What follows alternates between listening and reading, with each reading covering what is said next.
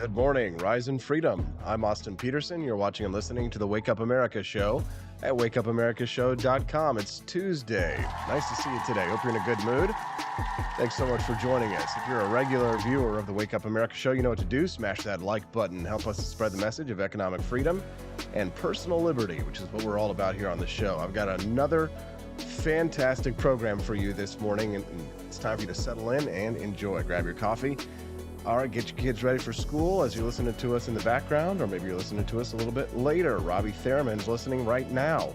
Wes Fanning's here joining us, Buddy Mansour, and Chris Morrill. Nice to see you all here so bright and early. Glad to have you as friends, and thanks so much for being a part of the very early morning crew. All right, who do you trust? Who do you trust in the media in 2023? What news outlets do Americans trust the most for information? A new poll that was released from YouGov.com shows a shocking disparity in the news outlets that Americans trust, Republicans trust, and Democrats trust. So I'll ask you today to send us in a text and let us know, or a message on the live stream, and let us know which news outlet do you trust the most. Good morning to Fed Up Kentuckian, who's already chatting over there on Rumble, who says, thank you, Fed Up, appreciate that. He says, I trust no one in the dying legacy media. I'm with you, brother. We appreciate you very much for watching us on Rumble today. Make sure you click like and subscribe. I love seeing the Rumble subscriptions coming in during the day. It's always a lot of fun. Tyler Nelson's here joining us, one of my favorite new friends, as well as Joni Rankin. She says her coffee is weak, but her spirits are strong. I appreciate you, Joni. Thanks so much for coming in today. We'll talk about who do you trust, hubba. Who do you trust in the media today? At 7:18 this morning, this is something my wife and I have been talking about a lot lately. She's also joining us in studio today. She helped me set up today. Give her a round of applause. The lovely Stephanie P. She's not on camera, but she's here. She's helping me out because she loves me very much. And we've been talking about it's time to get tipping under control. Now, I know a lot of you probably go out to fancy coffee shops and you go to Starbucks and places like that, or maybe you have some like little boutique corner shop like Quest Fanning, who's so lucky because he lives in Brooklyn, but also not lucky because he lives in Brooklyn. Just kidding. I miss Brooklyn to an extent. The pizza for sure. But have you noticed that when you go to the bodega Quest, that the tipping starts at like 30%? It's like, what tip would you like to leave here? Oh, 30, 40, 50%. Those are the options there. And then the person is just standing there staring at you. Or have you ever gone to like maybe just like a fully automated experience, or maybe it's a vending machine? I've actually seen that there are vending machines that you can leave a tip, and it's like, why am I tipping a vending machine here? And they're like, oh, well, it's for the person who delivers the things to the vending machine. Sure, as if the company doesn't actually keep that themselves. Um, it's time to get the tipping under control, and we'll talk about that in a few minutes. At 7:30 this morning, Adam Coleman's going to be joining us. Do you remember him? He writes for the New York Post. He's going to be joining us today to talk a little bit about those reparations task force, the proposal in California to give billions, $800 billion to Black residents in the state of California. We're going to talk about that with Adam Coleman, as well as a new article that he wrote in the New York Post about himself as a swing voter. He says that if it's Trump versus Biden, just don't discount the fact that a lot of swing voters might just sit it out and stay home and not vote at all. That's what most Americans do. Most Americans don't vote. And, you know, I hate to make people upset who really love and care deeply about democracy. But I have to say, over the years, when I first started my political career, I thought to myself, we just need to get more people involved and get more people to vote, and that'll solve the problems. But I now waffle between that position and just, if you don't know what the hell's going on, just don't vote. I know. It's cruel. It's crude. How dare you? How dare you? How dare you? But you know how people be. Sometimes they be dumb.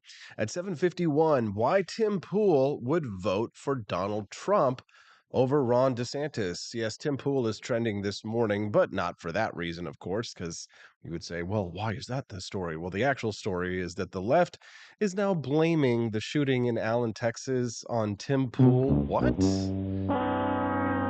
You know how smart they all. They all got Biden brains. America is a nation that can be defined in a single word: I was going to put him, excuse me. Exactly. Thank you, Mr. President. At 8 o'clock this morning, Camelia Peterson is going to join us to talk about Donald Trump's rape trial. And I guess I shouldn't call it grape trial because you know how them social media censors be, which we actually heard that we're back on Twitch today. Yay! But now that I said the grape word, we're probably going to get banned from there. Yeah. So we might see a few people from our Twitch stream today. It's just going to be up to Twitch whether or not the Twitch overlords will allow us to speak. You can text the show today at 573-319-1586. That's 573-319-1586 today. We love to hear your thoughts on the news of the day. If there's something that you think that I missed, make sure you send it in to us. Trump's grabber by the you-know-what tape might cost him this grape trial and the presidency. We'll talk to Camelia Peterson about that, as well as what Ron DeSantis has to do to win over the biggest vote in the electorate, which is the conspiracy theorist vote. There it is. If Ron DeSoros wants to win the Republican nomination, he's got to win the conspiracy theorist vote. He's got to go down the chemtrail rabbit hole and start talking about organic seeds and getting rid of hydrogenated food oils and GMOs. And he needs to throw a line to the libertarians like RFK and start talking about, Lee Harvey Oswald was not the lone shooter, or actually Lee Harvey Oswald was trying to shoot the assassin on the grassy knoll, but Lee Harvey Oswald missed the guy who was on the grassy knoll, and the guy on the grassy knoll actually shot the president of the United States. That's how you win elections these days. You've got to go for the biggest demographic that there is. What's that line from the movie Blazing Saddles? I think Chris Morrill would know that. Salt of the earth, the average folk. I'll let Chris Morrill finish that for me today. Again, you can text the show at 573-319-1586. Barney Styles, if I read your, by the way, YouTube automatically holds a lot of these comments. But just so you know, I'm not holding those comments on myself. That's a YouTube thing. But a lot of the words that I would like to read from your comment, Barney, I just can't, because today it's just going to get demonetized. So just be ready to throw dollar bills like a stripper in Vegas onto the show today, because there is no absolute way in hell that us talking about Mexican Nazi white supremacists is going to be able to allow this video to be monetized, because you know how it is. Oh God! They just don't like free speech on these social networks. Speaking of free speech, at 8:30 this morning, and speaking of the Mexican white supremacist Nazi, we'll be speaking to BX Bullet today at 8:30 about this one. She's going to give us her insight and information that she has as a Texan on this situation and what she thinks. Apparently, there was a manifesto that was found from the shooter, and of course, we all know that they release the manifesto when it benefits them, and they hold on to the manifesto when it goes against the narrative that the left wants to push, a la that shooting in Nashville, Tennessee. Chris Morrill, finally, there's the quote from Blazing Saddles. You got to remember that these are just simple farmers. These are the people of the land, the common clay of the New West. Morons. Thank you very much for that, Chris DeSoros.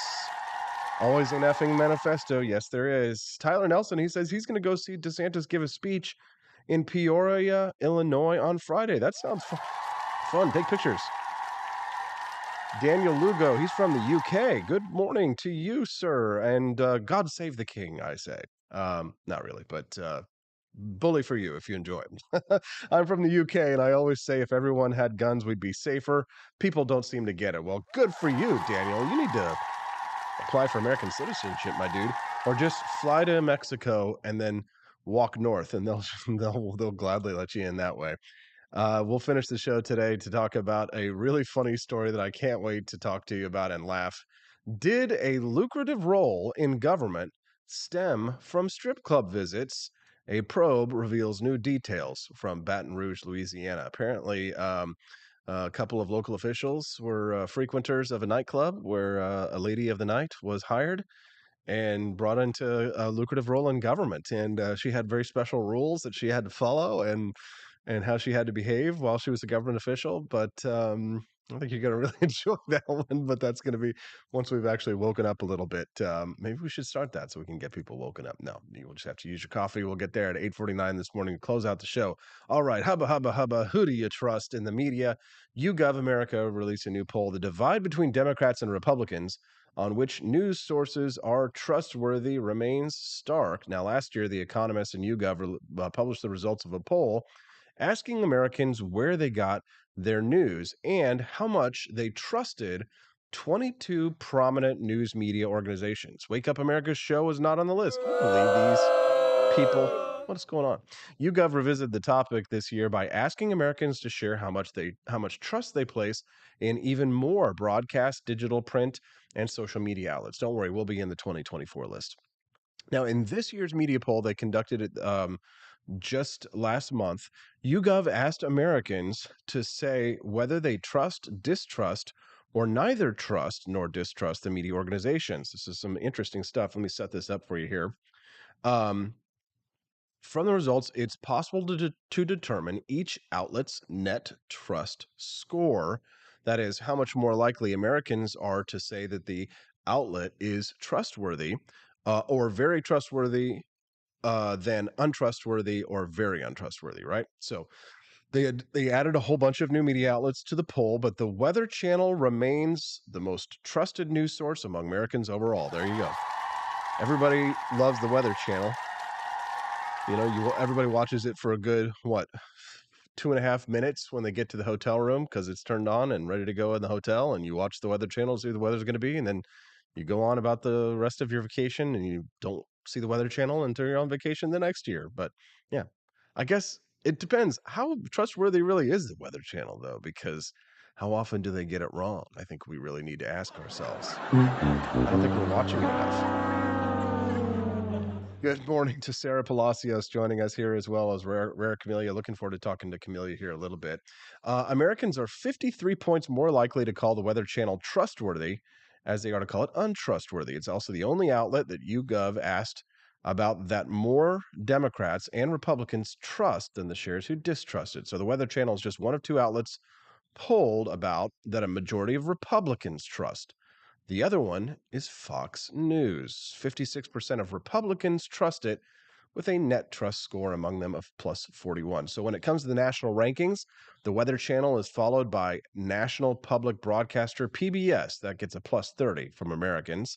Now, what's interesting is that Americans actually trust the BBC after that. So after PBS, it was the BBC. They get a plus 29. So if you're in the plus territory from whichever group they're looking at here, and we're going to get to the Republicans and Democrats in a minute.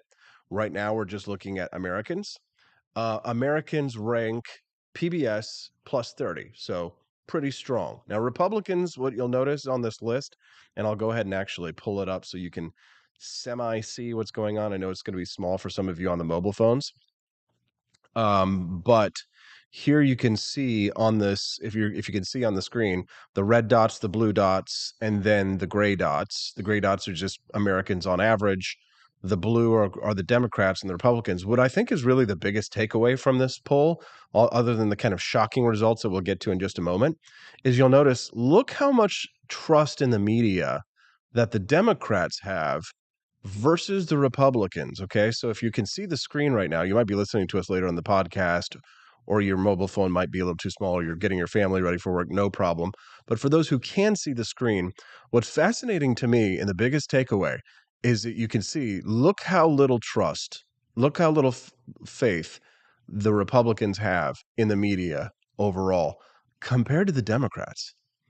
Now that ought to tell you something right there. And I mean, I could conspiracy theorize all day, but the fact is that I honestly think that it's better to not have much trust in the media in general, to be skeptical of the media in general. And whether you love Republicans or hate Republicans or lukewarm about Republicans, to me, this shows that the Republicans have a much stronger much more skeptical mindset. But also, you have to consider, I don't think that there's a skeptic, even Chris Morrill, the most skeptical of skeptics here in the live stream, is watching right now. probably would agree that the media is by and for the Democrats largely, other than Fox News and Breitbart and a handful of other outlets that are Newsmax or what have you, and we'll get into those outlets that I mentioned in just a moment. But the media is by the Democrats for the Democrats, so it furthers the Democratic narrative. It's written and produced by Democrats for Democrats, so it makes sense that they would be more willing to believe what's in the media because it's confirming their biases, right? We all know that 95% of what's out there in the media right now is all bias confirmation and clickbait for money anyway. But the Republicans have the healthier mindset over here in regards to skepticism of the media. Obviously, it's because the media is their enemy and is against them and is against everything that they stand for. That's a large part of it. But another large part of it, too, can't be discounted the fact that Republicans have drifted further and further into conspiracy theory thinking in recent years. And so it goes to show, in terms of who the Republicans trust in the media, well, their most trusted news outlet might surprise you. We'll get to that in just a moment. You can text the show today at 573-319-1586. Robbie Thurman says on the live stream, seriously, Sky News Australia has been pretty good. That's true. Sky News is better than BBC. The latter's too left bias, says Leo Waseshka. Good morning, Leo. Nice to see you. Thank you for your comment. Always love making new friends. Andy Opperman, our buddy who we got to hang out with this weekend, says this chart showcases confirmation bias. Yes, absolutely true. InfoWars, LOL, says Todd, Minnesota. You guessed it. Yes, that is what Republicans trust. We will get to that in just a second, but Todd, you had to give it away, dang it. Anyways, in 2023, Americans view the Weather Channel, PBS, and the BBC as the most trustworthy major media organizations. After that, it's Wall Street Journal, which I tend to read. I read a lot, probably 3 or 4 days a week. I'm reading the Wall Street Journal. Forbes. After that, again, this is just Americans. After that is the Associated Press, which I do not trust at all. The Associated Press is actually what I think is one of the least trustworthy organizations. ABC News, USA Today, CBS, Reuters, it goes down. So that's Americans. Now let's compare it for the trusted media organizations. Um, Todd, did you just guess it? You said InfoWars and you guessed? Yeah, you're actually right. InfoWars is mainstream media to Republicans. We'll talk about that here. Okay, let's get into it now. So, comparing net trust in media organizations amongst Democrats and Republicans, right? So, when you look at this on a breakdown of people's ideological leanings and who they trust, most of them still trust the Weather Channel. So, the Weather Channel gets up there at like 50 points, 45 points or so from Republicans in the positive territory. And then the Democrats are just like, oh my God, we love the Weather Channel. Give us the Weather Channel. It's the most trustworthy news there is. Democrats they love them some Weather Channel. And of course, they love them some PBS. But then when you look at the Republicans, yes, they have PBS in positive territory, but it's only like +5. So with Democrats, it's +60. So when Democrats look at public broadcasting, they love it, they trust it. It's +60 for them, big time. Republicans overall mostly trust PBS, but only by in a +5 territory. So that's the range that we're shooting at.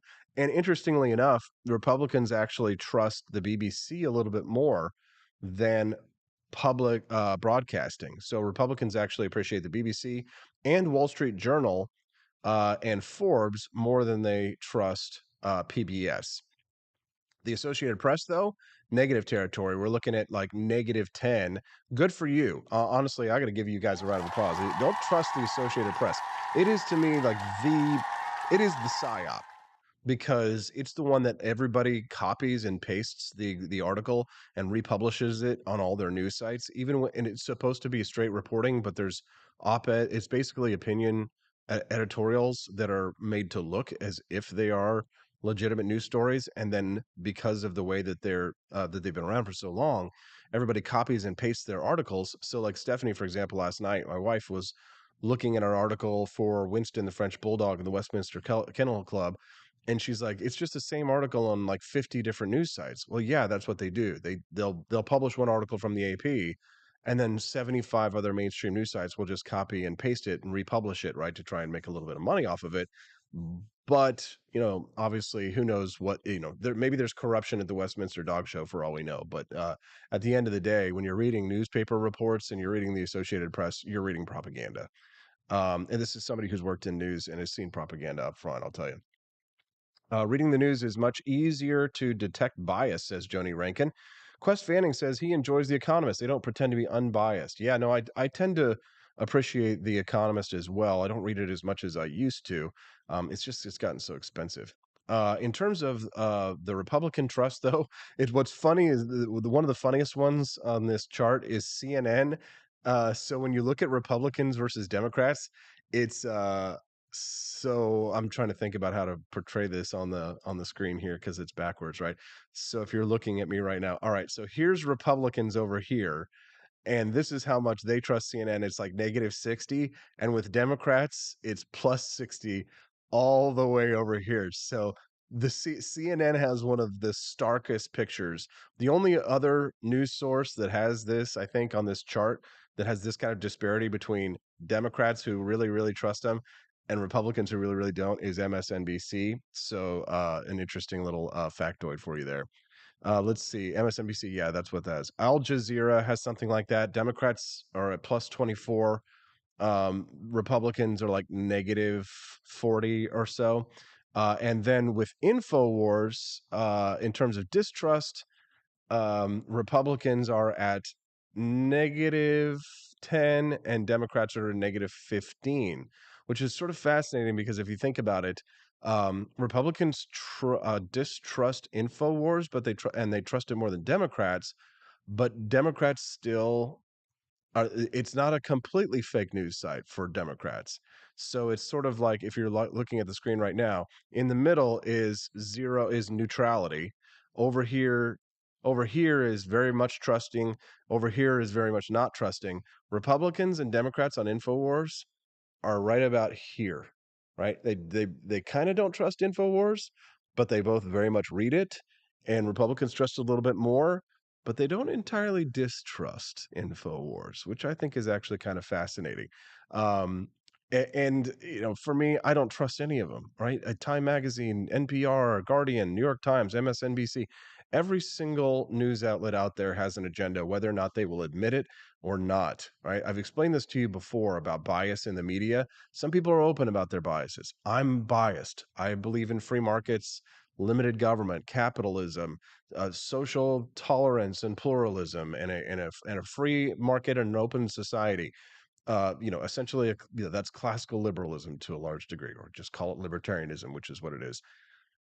That's what I'm biased towards. But reporters who write completely unbiased stories still show a bias in the stories that they decide to cover because they had to choose which story to cover to give to you, which right in there is a small amount of bias. Okay, I'm going to go to a brief commercial break. Here's why. Need a drink of water. Gotta hydrate those chords, those vocal cords. And then it's time to talk to Adam Coleman. California votes in not votes in yet, but has approved, a panel has approved $800 billion in reparations. Do you think that Californians are going to vote for it? And how does Adam Coleman feel about that? We'll talk to him about that as well as the swing vote in 2024. Will they just stay home, those swing voters? Stay home and keep swinging. Talk about that when we get back on the Wake Up America show at wakeupAmericaShow.com.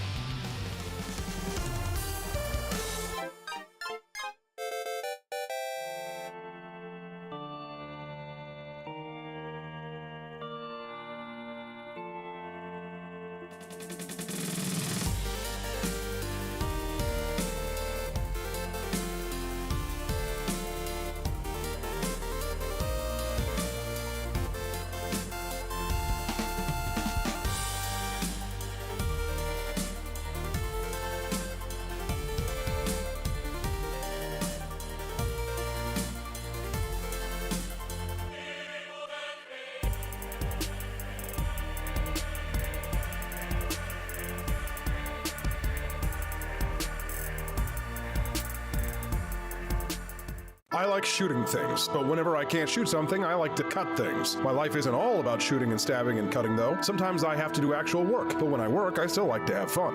And there's nothing less fun than trying to cut with a crappy knife. Thankfully, from the ancient sect of Christian knights, who also loved cutting and stabbing, comes a new implement that has received my personal blessing, the Templar knife. Like the ancient sword of Excalibur, you don't choose a Templar knife, it chooses you. You just decide what kind you want on the website first, however, and then order it online, and then it chooses you. The Templar knife comes in a variety of shapes. As a man of culture and taste, I have decided I will never use a terrible knife again. And thanks to the inspiration provided by this excellent product, I have decided to launch a new crusade against anyone using less than superior knives. Join me, brothers and sisters, by visiting uppercuttactical.com/pages/Templar-knives. That's a lot of slashes. For that, you'll need a Templar knife. For 10% off, use code AP for Liberty and join me in a quest for glory, for liberty, for Christendom, for the Templar knife. Get yours today. Fire.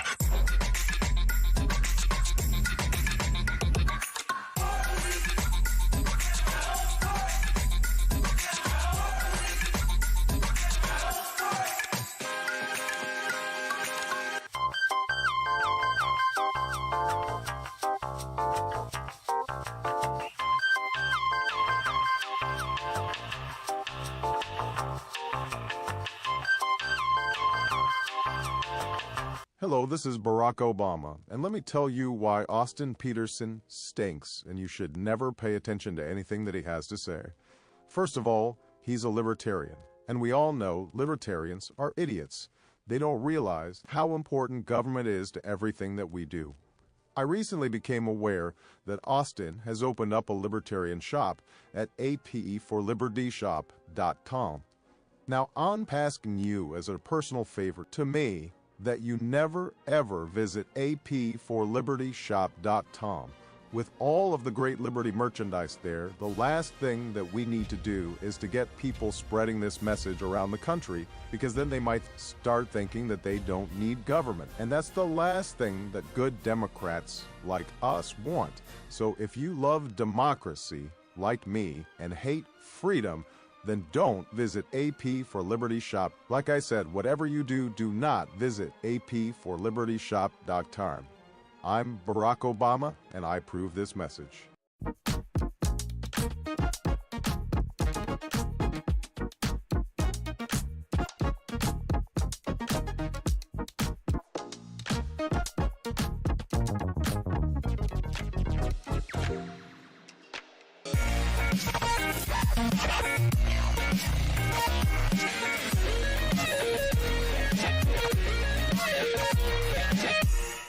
When I was in foster care, I never knew when I would have to move, so I always had my suitcase ready to go.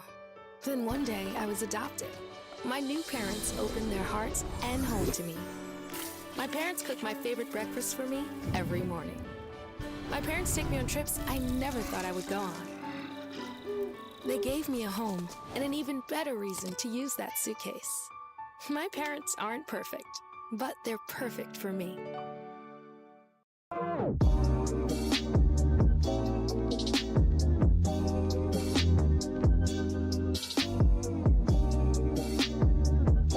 would remind you that extremism in the defense of liberty is no vice.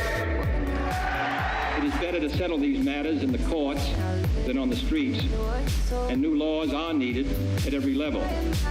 But law alone cannot make men see right.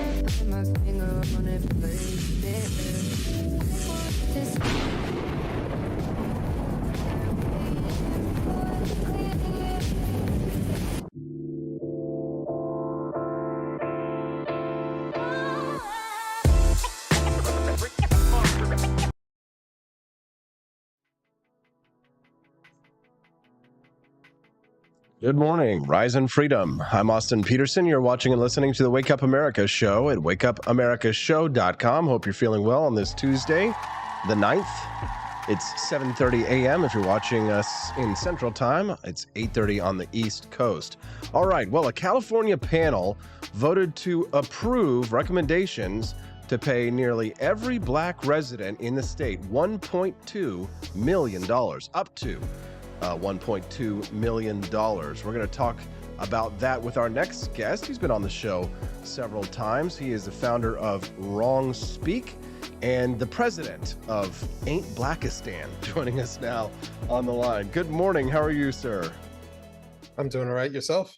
I'm doing fine. Thank you very much for joining us, Adam, for I think this is your third or fourth time on the program. We've been really enjoying your columns that you've been writing over at the New York Post, and I share them quite frequently with our audience. So we're glad to have you for a couple of minutes.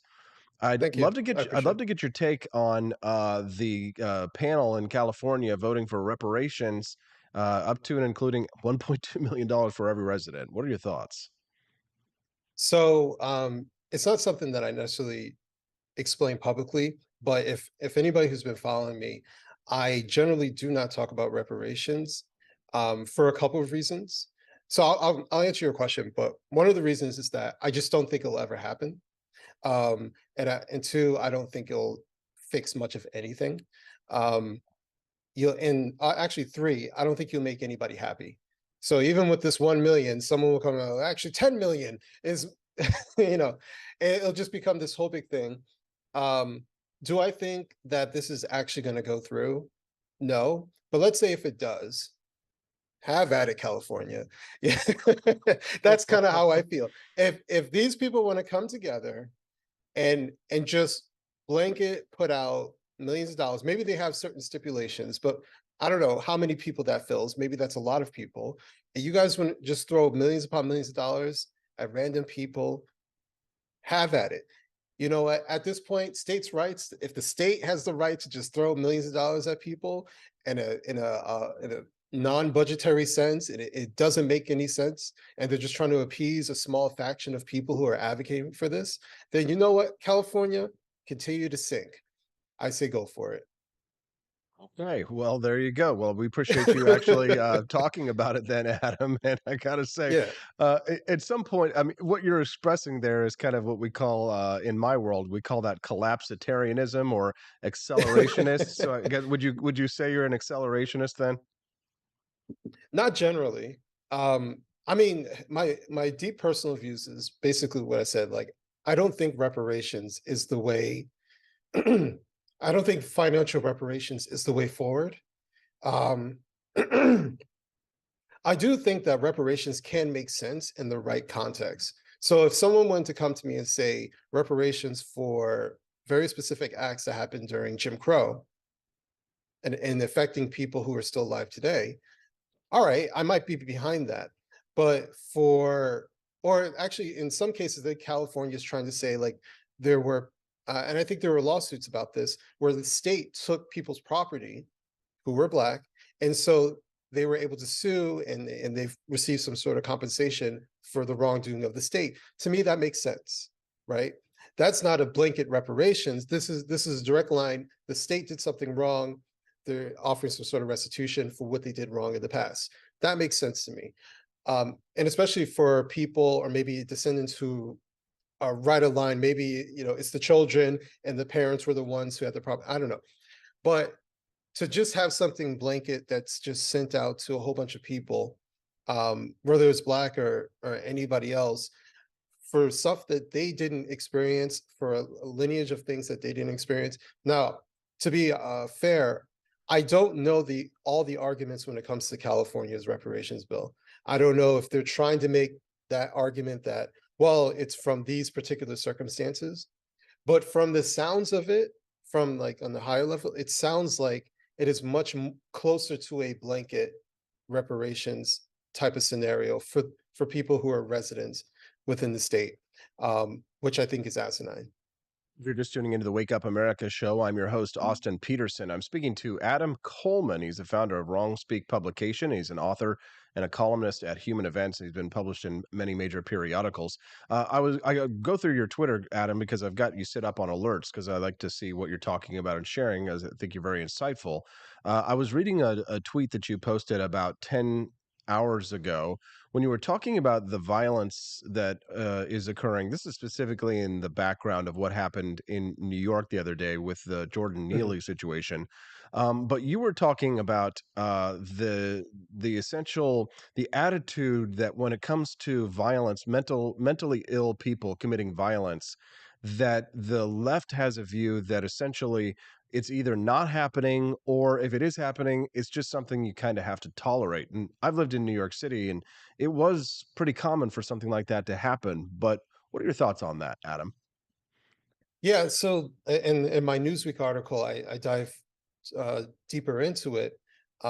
Which, by the way, when I wrote my Newsweek article, I was rightfully annoyed. So that's why it came out sounding the way it did, and it came out well, in my opinion.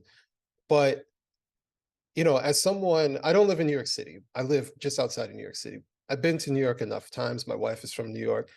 Like, you don't have to live in New York to kind of understand the vibe of New York. As long as you go there enough times, you get it. And one thing, as an outsider who frequently goes to New York, who sees things, is that there is chaos and everybody is just cool with it. And that's like, it's one of those daunting things. When you hear someone scream at the top of their lungs, as a human being, you should look up and say, why is that person screaming? Is someone in distress? A New Yorker looks at their watch and looks at their phone, at their paper, and they just keep it moving. And it's the most like tragic and daunting thing that I think about when I think about New York, is that there are so many things that are dysfunctional, but it happens so often and no one does anything about it, that everybody just accepts it and keeps it moving. So as the subways get crazier, my wife, she wanted out of working at a New York City, and stopped about a year ago. And when she was working in New York City, she did everything possible to not go in the subway system. She would walk about 40 minutes. She would take the train into Penn Station, walk through the Walking Dead of the people, and then made sure she walked 40 minutes to get to her destination, when she could probably cut that time in half taking the subway. That's how much she didn't want to take the subway. And when especially women talk about their discomfort being in that particular environment, they're told, oh, you're just exaggerating. That's not really happening. Oh, they're completely dismissed about the level of harassment, the level of craziness that they see. In that tweet that I put out, that came from a journalist who was saying this, or supposed journalist who was saying this, that, I've lived in New York for 20 years and I've never seen a half naked person. Meanwhile, in my comments, they're like, yeah, I've been to New York even a handful of times, and I saw people giving blowjobs. I have a friend, I have a friend who works for the MTA, and he's like, I see this stuff all the time. He's had people brandishing guns at him when he tries to separate the craziness. He's seen it every. I just cannot stand, especially when I see these upper class do-gooder elitists who tell regular people that either A, it's not really happening, it's all in your head, or B, that it is happening, but just this is what it is. This is normal city life. And as someone who's traveled, I've been to Western Europe, been to Central Europe, I've been to Turkey, I've been to Istanbul, right? Istanbul has refugees from a neighboring country of Syria. It does not look like New York City subway system. Okay. Well, I mean, that's a pretty thoroughly developed view, but there's a bit of an elephant in the room on this discussion, though, Adam, and I'm curious to hear Yeah. your thoughts on this one, because the obviously this event, because it was a white man choking out a black man, it instantly becomes racialized and polarized and politicized.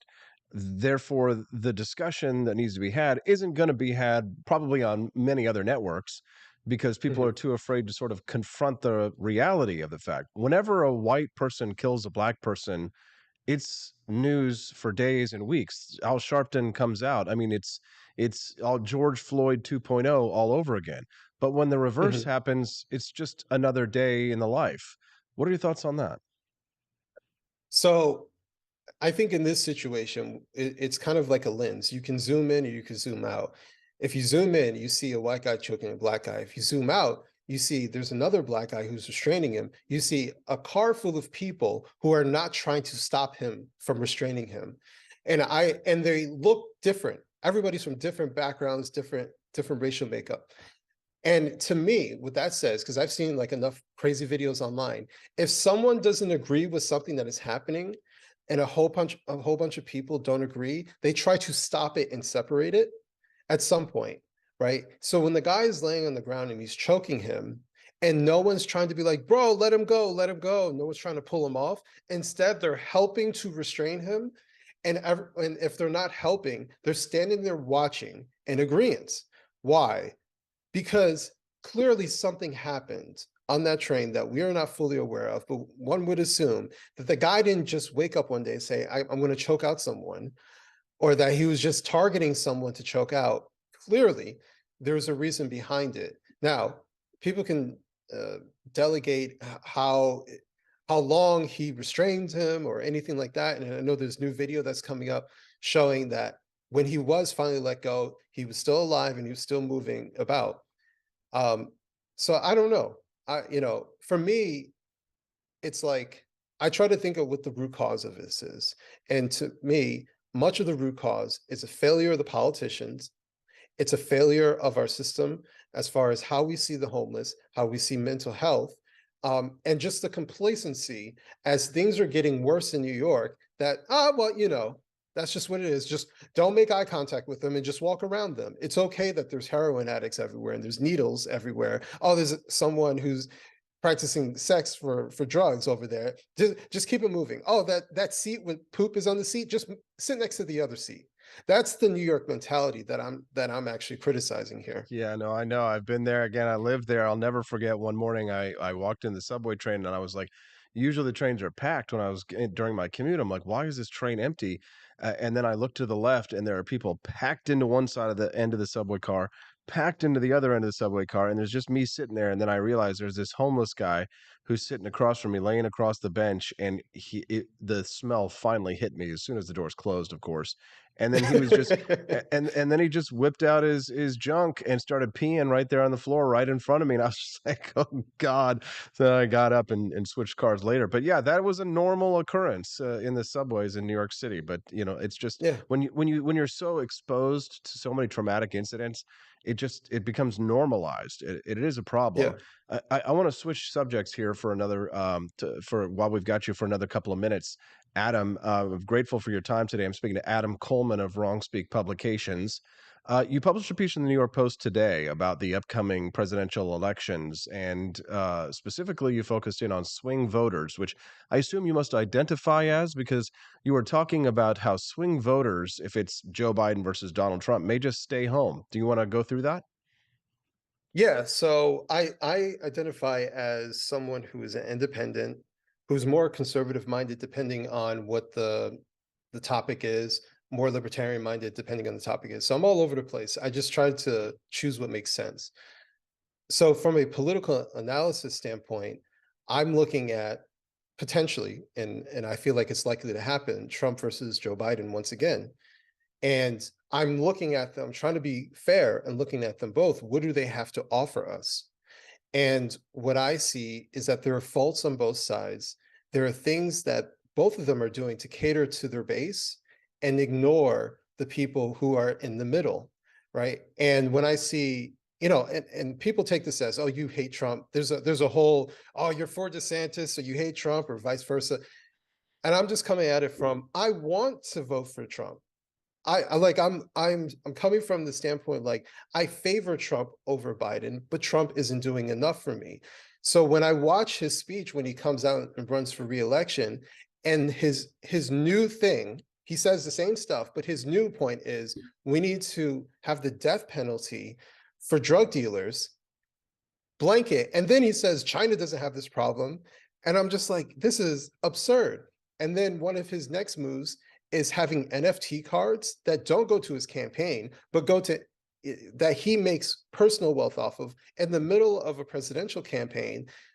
Like, to me, from the opposite standpoint, either you're using this election as a grift, or you just don't care about the optics of making personal wealth while you're actually trying to become a very important figure in the world and as a president of the United States.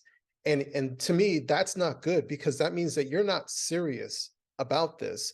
And so what I wanted to point out is, and nobody talks about this, the fatigue of voters, because there's the big lie that half the country is Republican, half the country is Democrat. No, it's about a quarter of voters are Democrat, a quarter of voters are Republican. The rest who do vote are independent swing voters who may lean one way or the other, but they're very willing to sit at home and not choose either. And no one comprehends that. And so what I'm saying is I lean more to the right. And I'm actually letting the right know, if you keep going down this path, you're going to lose those people because they don't care about catering to the party, right? They're not going to just suck it up and be like, well, I got to vote red. No, they're going to be like, F this. I'm going to stay home and just move about my business. And I don't think they're comprehending that. Yeah, I completely agree. I think you make a lot of great points there, Adam. That's why you're such a great guest on this. Hey, is there anything else that you'd like to share with our listeners before we let you go? Anything you'd like to plug or have our listeners follow you on? Yeah, definitely my Substack, adambcoleman.substack.com. I'm going to be working on something, posting it soon today that I think is important for people to check out. And obviously my book, Black Victim to Black Victor. If you're a book reader, check it out on Amazon. Yeah, and I'm just trying to be all over the place. If anybody's going to Freedom Fest, I'll be there as a speaker. So I don't know if you're Nice. going. Yeah, awesome. All right. Well, we'll look forward to seeing that at Freedom Fest. We'll make sure you follow Adam Coleman as well over on Twitter at wrong_speak. Adam, thank you very much for your time today. Have a good one, okay? You too. Thank you. Thank you very much. What do you think of Adam Coleman? Send us a text, 573-319-1586. And don't forget, these interviews just don't drop out of thin air. They come from a lot of hard work. So do us a favor, just click that like button on the stream. And if you're really enjoying it, maybe share us out to your friends and introduce us to people who you think might enjoy our message of economic freedom and personal liberty. And if you really love us, drop a few bucks in the tip jar. We'd be certainly grateful.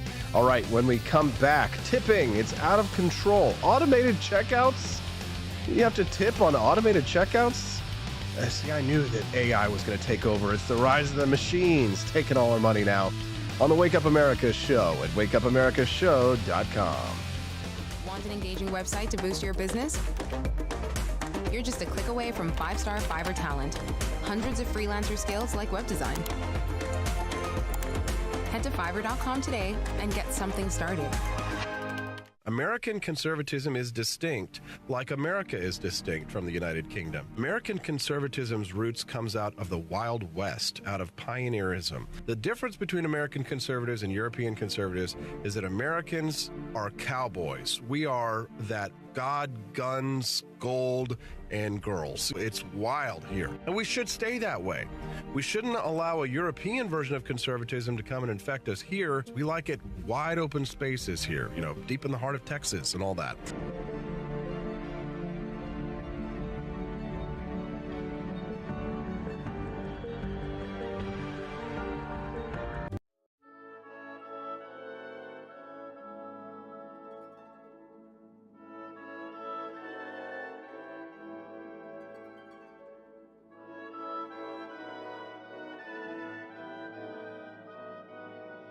Hey there, it's your favorite Vice President Joe Biden. I wanted to talk to you today about the Wake Up America show, the best source for all your political news and commentary. But before I get started, let me just make sure I have all my notes in order. Okay, where was I? All right, the Wake Up America show. It's a great way to stay informed and make your voice heard. Boy, what was I saying again? Oh, right. The Wake Up America show. It's important that we all stay engaged and knowledgeable about what's going on in our country and, the thing. But hold on, where was I going with all this? Oh, yeah. The Wake Up America show. It's a fantastic resource. And if you really want to make a difference, man, you can sign up to be a monthly donor at wakeupAmericaShow.com/support. Now, where was I? Oh, that's right, the Wake Up America show. So if you want to stay woke and support a great cause, head on over to wakeupAmericaShow.com/support and sign up to be a monthly donor today. And if you're feeling generous, you can even give a donation in my name. Thanks for listening, and keep on keeping on, America. Come on, man.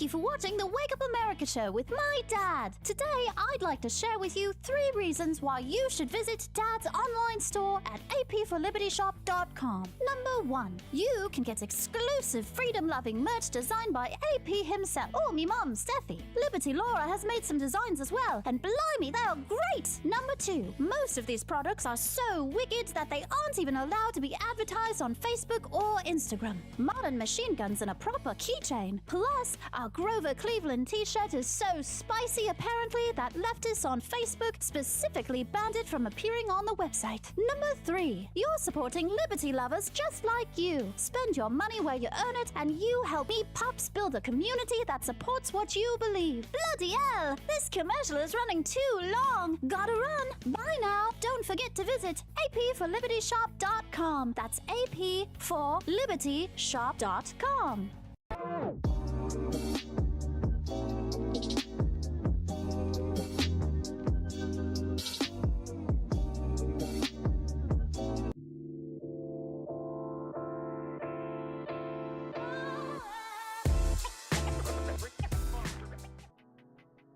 Good morning, Rise and Freedom. I'm Austin Peterson. You're watching and listening to the Wake Up America show at wakeupAmericaShow.com. Nice to see you here today.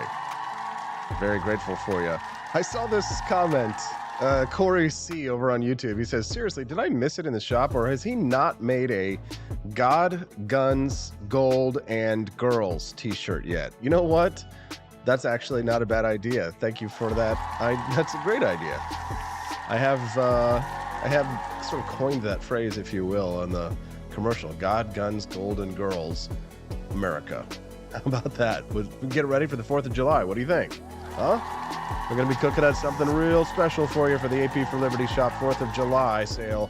It's coming up very soon. Now, I got to say, if you like some of these items you see at apforlibertyshop.com, there are a few items that take me a while to get. And one of them is the patriotic sneakers. Have you seen the American flag shoes over at apforlibertyshop.com yet? You gotta get a pair, because here's the thing. I've got men's and ladies sneakers, but then I also have ladies boat shoes, right? So the little flats. And you want to order them now so that they'll be there for the 4th of July event, because you will be the coolest person in the world. Everyone's going to want to know where you got your American flag shoes. And Steffi and I, we wear ours all the time. Every week, we're always wearing our American flag shoes because they're super comfy. It's just that they take a while to print and then to ship.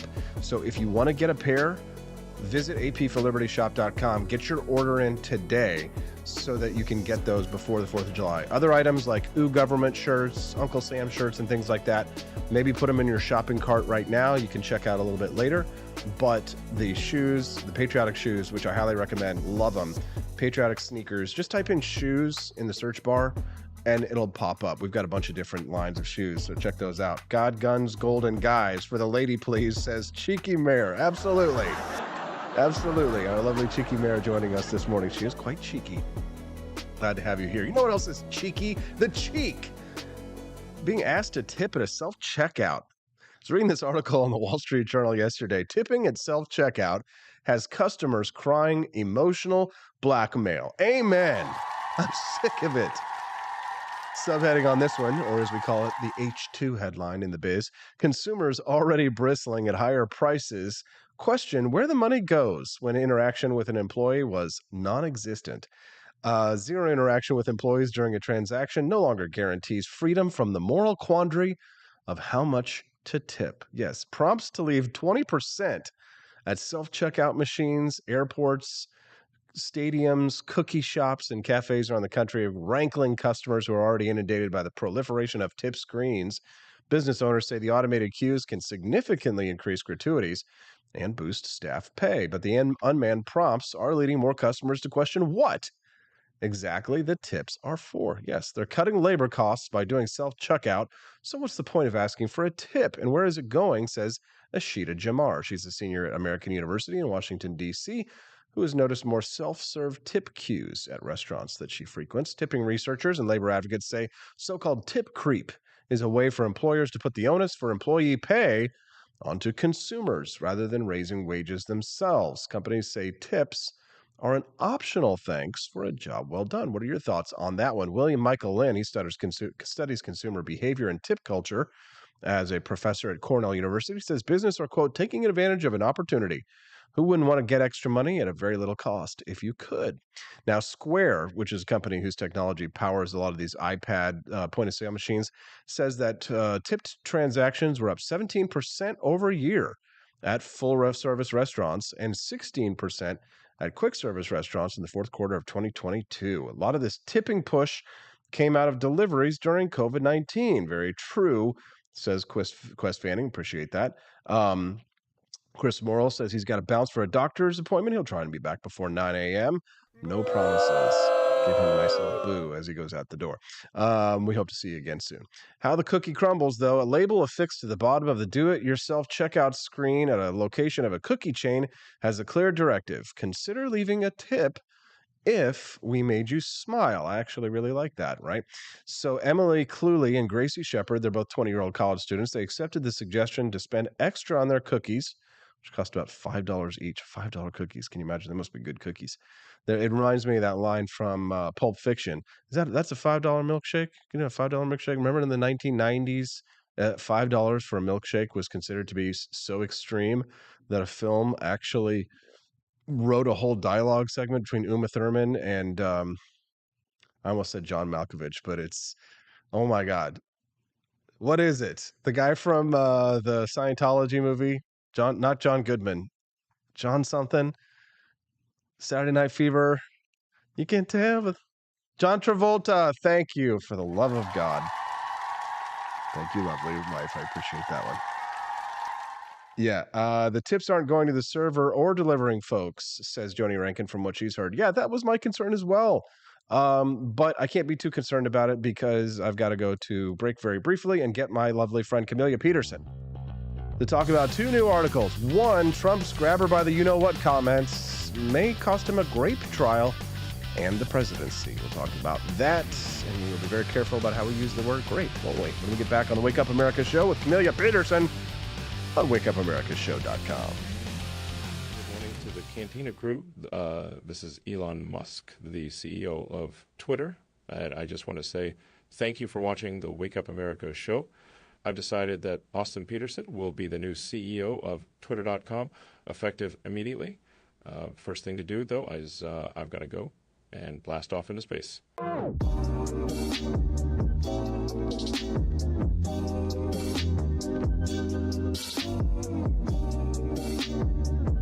If there wasn't going to be somebody who was a fiery champion of liberty, somebody who would get out there and who would be aggressive, and if they wouldn't do it with more fire or passion than I had, then I would go and I would fight this battle for us.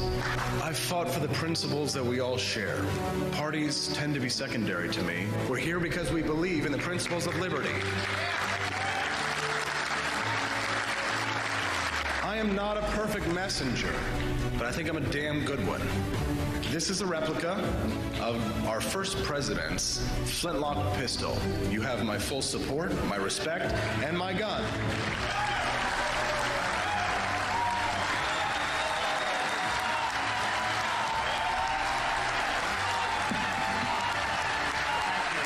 I think that at the heart of my philosophy is much more libertarianism than well, that's the fashionable word these days, I guess. A conservative is no longer just that. He's a libertarian and always has been.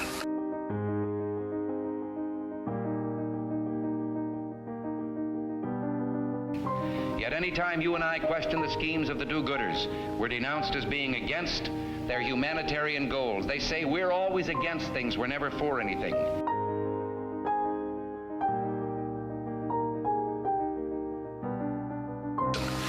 What is fascism? Fascism is private ownership, private enterprise, but total government control and regulation.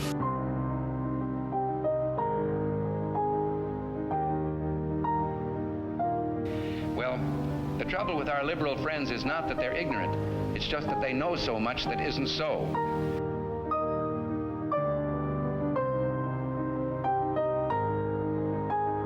If we lose freedom here, there's no place to escape to. This is the last stand on earth.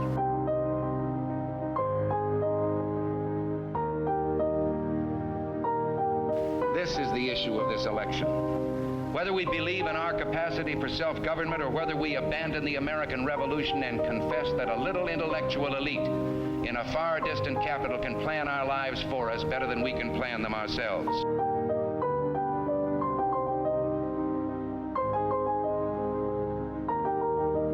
The conservative, so-called, is the one that says less government, get off my back, get out of my pocket, and let me have more control of my own destiny.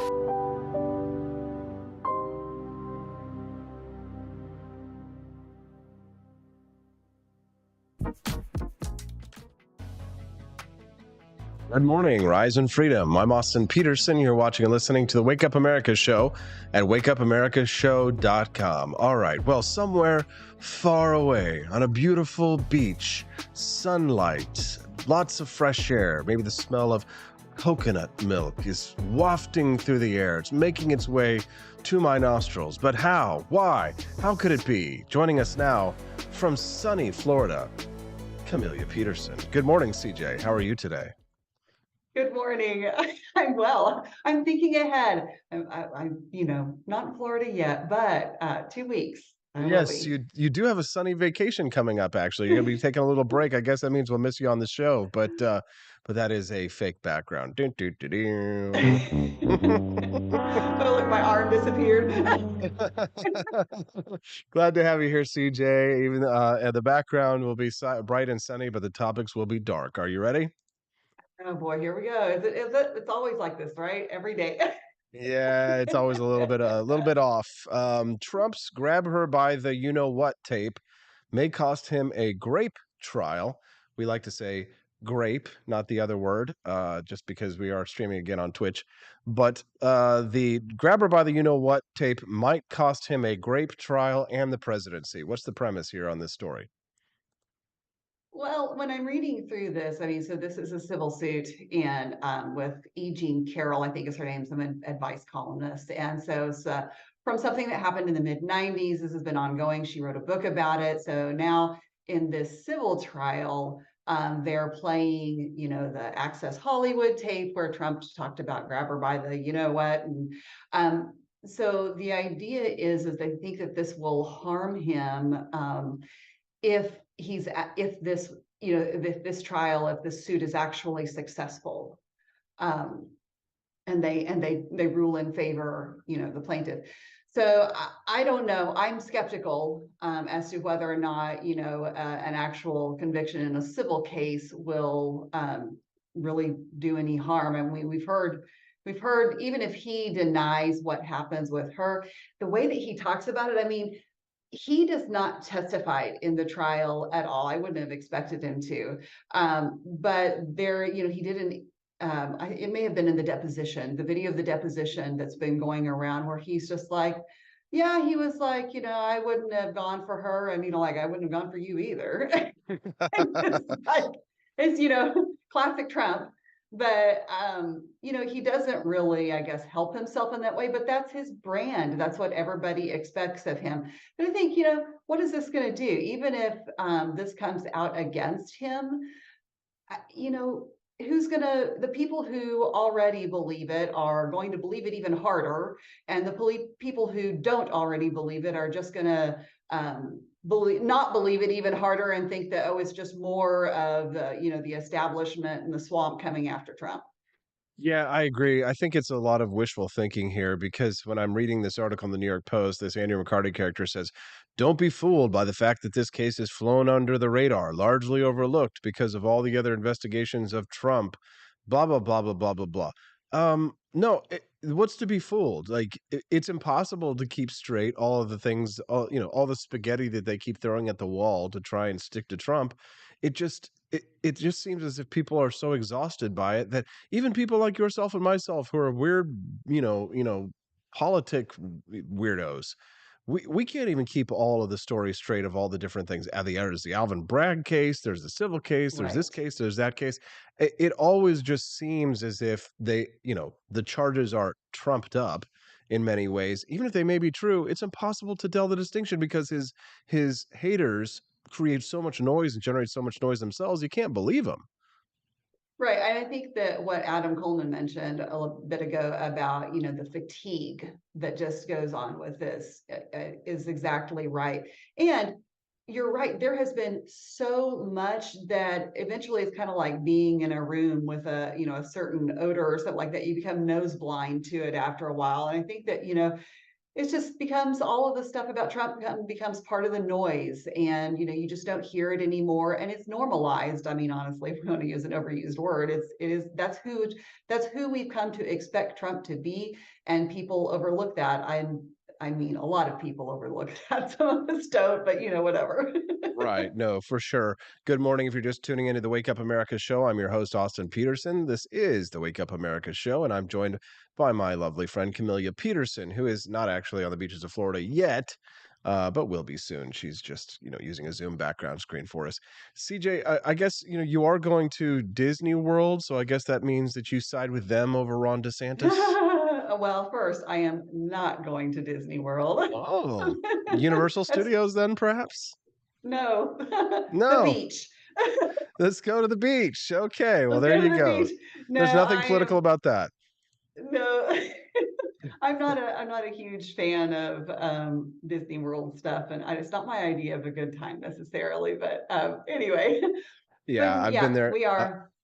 I've been there plenty of times in my life. Although I will say that Universal Studios Harry Potter World is at least an interesting experience, but I guess it depends on if your daughters are into something like that. But anyways, I wanted to move on to the next topic that I had you on here for. Oh yeah, did you hear me talking earlier on the show about like who trusts who in the media and which news outlets are trustworthy?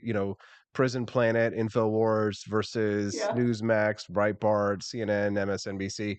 I sent you. No gateway pundit in there. Gateway Pundit didn't make the news list there for the YouGov poll, but this New York Times article, which unfortunately you couldn't read, I should have gifted it to you, but because I do pay for a subscription, so I know, don't boo me. But I do it so that I can stay informed on what the left is writing about. Ron DeSoros is what they're calling him. Conspiracy theorists target Trump's rival. This is a subheading. Ron DeSantis, likely contender for the GOP nomination, must court far-right voters who consider him a tool of the deep state. It has been fascinating watching Trump supporters who, before Ron DeSantis was rumored as the presidential candidate, just turn on a dime against him online. It's been pretty wild. And, now he's being targeted as a sort of a tool of the deep state. What are your thoughts on this? Well, they loved him during COVID. Everybody wanted to be in his state and saying his praises, and so it's more tribalism. And in fact, I was telling you, I keep popping up in my Twitter feed the last couple of days, this Washington Post ABC poll that's come out, showing that in a head-to-head match that Trump would beat Biden pretty handily. I think the numbers were like 45-38 if he was the nominee. And so, depending on who you see posting that, they're practically orgasmic over it, or else they're, horrified. But everybody sees what they want to see. And, when you really dig into it, okay, yes. And those numbers are only that high when they dig into the pool of probable voters, people who are probably going to vote. It's not for people that definitely vote, it's a lot closer. And, when they also compare DeSantis to Biden, the numbers are pretty similar actually, but everybody is looking for that confirmation that Trump can beat Biden, because I think there's some concern that he can't.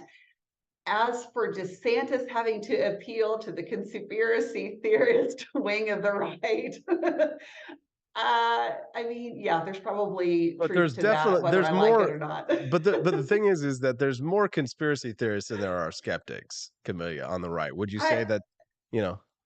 Yes, probably Yeah. yes.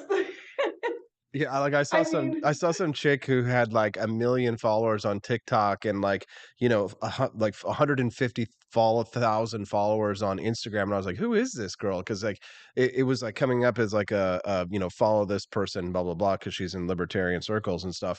And like all of her books are about like the demons and the deep state and like the JFK conspiracy, the satanic conspiracy theory and stuff like that. And I'm just like, that's where we're at right now. right. You know, Yeah, we're sure. not talking about the economics of immigration, or we're not discussing the efficacy of vaccination compared to this scientific research study or that one. Everything, it's either you got to either get on the demon train and you got to believe that Ron DeSoros is or Ron DeSatan or Ron DePlantis, right, is a plant of the so-called deep state, or you're out of the movement, Camellia. It's a really bonkers time to be to be on the right, isn't it? Well, it is, and it actually makes it really challenging to get actual policy change done because that's too boring. Nobody I wants to know. focus on policy change. It's boring. And in fact, like we've talked about this, one of our challenges here in Missouri is a very red state is that, we can't seem to get very many conservative things done. In fact, I'm talking to a group tonight um, who has heard from some anti-school choice people before, and they're really outraged. And the whole thing behind this is just this kind of stuff. It's this conspiracy theory rabbit hole stuff. And my points to them are really like, I'm not interested in disproving all of these things to you because that's fruitless. Because what people really have a really hard time focusing on, no matter what issue it is that we should only work on things that we can control. We can't like this whole, UNESCO, UN, whatever, The globalists, lizard this, that, or the people. other. Like, what can you do about that?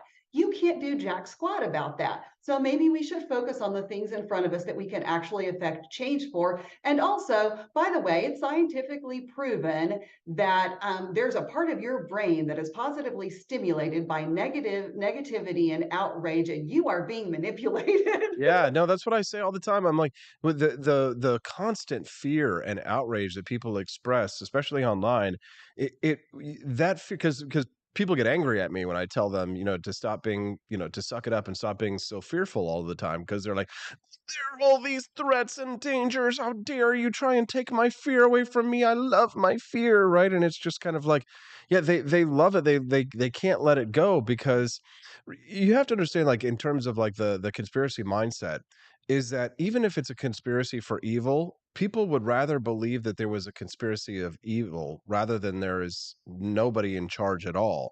People would prefer to believe that there was some overarching CIA conspiracy to kill John F. Kennedy because they're actually more comforted by the fact, and there's actual research that's been done on this. People feel more comforted in knowing that there is a conspiracy of evil overlords who at least they have control, versus the reality, which is that Right. nobody's in control. That Right. it's all just it's all, yeah, there's actors who have some power and some control, but everybody lives or dies and their power waxes and wanes. Their influence comes and goes. Even Henry Kissinger, I was reading about him yesterday, 100 years old. Could he call up President Xi Jinping of China and have a meeting with him? you know Possibly, right, and all that, but at the end of the day, he doesn't have anywhere near as much power as he had in the 1970s, and he's always been kind of a target on, had a target on his back from the conspiracy theorists. But isn't that wild to think that people are, and I can understand why when you think about it. Isn't that wild to think that people would rather believe that there is that evil puppet lord masters are controlling every movement that we make, rather than accept the reality that it's just chaos and randomness? Well, I mean, this is human nature as old Yeah. as time itself. And there, people want explanations for something. And if you don't, depending on the time period you were living in, those explanations that they had, 300 years ago, we think are absolutely crazy now, you know, but as science has, advanced, and I think that that's why we see currently when they talk about, especially when you talk about religion now and the numbers of people who are not religious at all versus who are devoutly religious or just like marginally. And those numbers are starting to shift pretty dramatically in the last 25 years or so. And I think a lot of that is due to scientific advancement. And there are a lot more things that people are comfortable with explanations of. But, when there are things that we don't like, we like to think that there is some reason for that. There's some answer. And it's, I think it takes a skeptic to accept that they're not necessarily, or to just accept that, humans are fallible and we fail and our people we look up to are imperfect. Yeah, no, for sure. Back on the topic of Ron DeSantis in the eyes of the target of the conspiracy theorists. You know what I don't get, and again, this is probably what puts me again on the margins of everything. So I was reading about Carrie Lake in Arizona. So she's out there attacking Ron DeSantis now. She says that she shared a story claiming that Mr. DeSantis was endorsed by George Soros. She says this is the kiss of death. But all that Mr. Soros had said was that DeSantis was likely to become the nominee. Not that he endorsed him, just that he thought he was going to become the nominee. And Carrie Lake and Mike Lindell are out there like, oh my God, it's endorsement. It's an endorsement. It's the kiss of death, right? And they're obviously on the Trump train. But you know what I don't get? And I know that, again, I'm going to marginalize myself and put myself in a box and get kicked in the head by a million angry right wingers. But why do they like Carrie Lake so much? I mean, what has she ever done other than be on television and run for office once? I don't He said know. I think he said without a hint of irony. right. And why do we like you anyway? Huh? Let me think about that. I don't know. I don't get the fascination with Carrie Lake, but I know a lot of people like her. I think that she scratches that itch that a lot of people have had. I mean, you push the right buttons and, you feed into that idea that there is, something was wrong with that election and there is a reason why we didn't win. And she just, I think, kind of kept feeding into that. I mean, do you remember seeing the video where she's like sweeping the carpet where Trump was going to come talk or something like this? It was very, very Very weird. obsequious. But that's the culture we live in, though, is like, Oh, yeah, bow I mean, down. the thing is like, I mean, the left does it too, Yeah. but I don't know, Oh yeah, I'm they always, absolutely do. It's I'm it's always politician worship. sure, sure. I mean, maybe we all do it to some degree, although, when you become a little more jaded and a little more, then you stop that. But Yeah, no, but I mean, even still, you and I, we criticize Justin Amash, right? When we think that sure, sure. there's something wrong with his approach, right? Or we Right. criticize people like Thomas Massey in the very very rare times that sometimes he may be engaging in excessive Trump humpery, and we're kind of like, bleh, but we realize he's got to do it to get along. But yeah, I mean, you got to get good at telling people what they want to hear. You got to pick a side. You got to choose a tribe, and that's how you grow because it's just man honestly I got to tell you I wrote on AI the other day. I wish I could find it, but I actually told it to write a script. I might have told you about this, but I told it to write me a 1-minute right-wing politician populist speech that would appeal to the right completely. And I'll tell you what, I'll see if I can find it and I'll read it before um because AI has perfected it with the right wing speech. Isn't that It'll probably has something? it for like leftists as well. But if you just want to tell people everything they want to hear, it's like it's all about saying nothing, right? Saying a lot with, but not actually saying anything, but hitting all the major points. Immigration and all that stuff. You mention the topics, but you don't say anything specific about them, right? Right, right. Right. Yeah. See, that's the thing. I'm always torn between, thinking that there are really this many people who are on these fringes of the right wing conspiracies, left wing conspiracies, whatever, or if they're just louder and we think there are more of them than there really are. And I go back to the 2020 or no, the 2022 election and the red wave that wasn't. And so I that's always in the back of my mind as to how much credence to give those articles like that who say that he has to placate people like that, which I think there's a lot of truth to. I do think that he does, and you do have to kind of know your audience, and there are things as a candidate, depending on your area or where you're running in, that you just don't say really specifically what you actually think if you want to get elected. But interestingly enough, in that poll that I mentioned earlier, they also looked at, on the Democrat side, do Democrats really want to nominate Biden? Because I think that's the bottom line, is we really need to get rid of Biden. And I don't know that there's going to be much else that's going to be better, but the results they found were that most Democrats want to nominate someone else. Yeah, they do, but they're too I afraid, don't and think it's going to happen. no, it's not Right. going to happen. Biden as a sitting president has too much power, and of course he can offer people patronage appointments essentially. Camelia, is there anything else you'd like to share with our listeners before we let you go today? I don't trust the media. That's what I'm Don't saying. trust the media. Like, don't trust the media. Like, and hey, you know, what have we learned about polls? Like, before you go on and grab onto the latest poll to confirm your bias, you know, remember what we've learned about polling over the last, 10 years or more, and think about, well, if they're really emphasizing that Trump can beat Biden, what does the media want more than anything in a Republican nominee? Donald They Trump. want Donald Trump They because want they Donald Trump. need him, and he needs them just as bad as they need him. And like, can we just stop giving them what they think they need?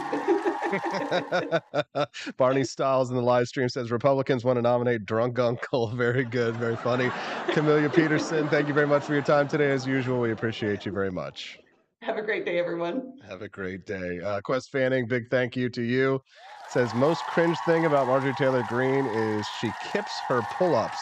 I don't know what that means, kipping a pull-up, but I know you also gave us another super chat earlier today. Thank you for that. Let's give you a double applause, Quest Fanning.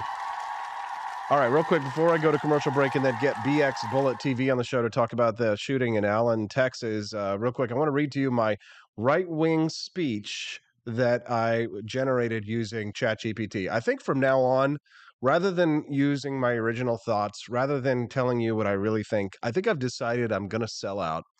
I'm ready to get the big bucks, and I'm going to go full-blown right-wing, populist, authoritarian, bland, banal, platitude, ambiguously gay. Here we go. Ready? My fellow Americans, it's time for us to come together and stand up for what we believe in. We live in a great nation that was built on the principles of hard work, individual freedom, and personal responsibility.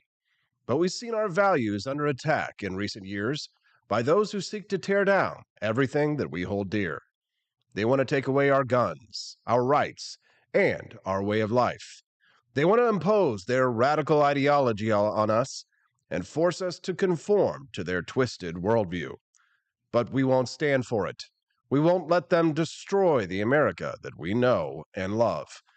We need to take back our country from the liberal elites who think they know what's best for us.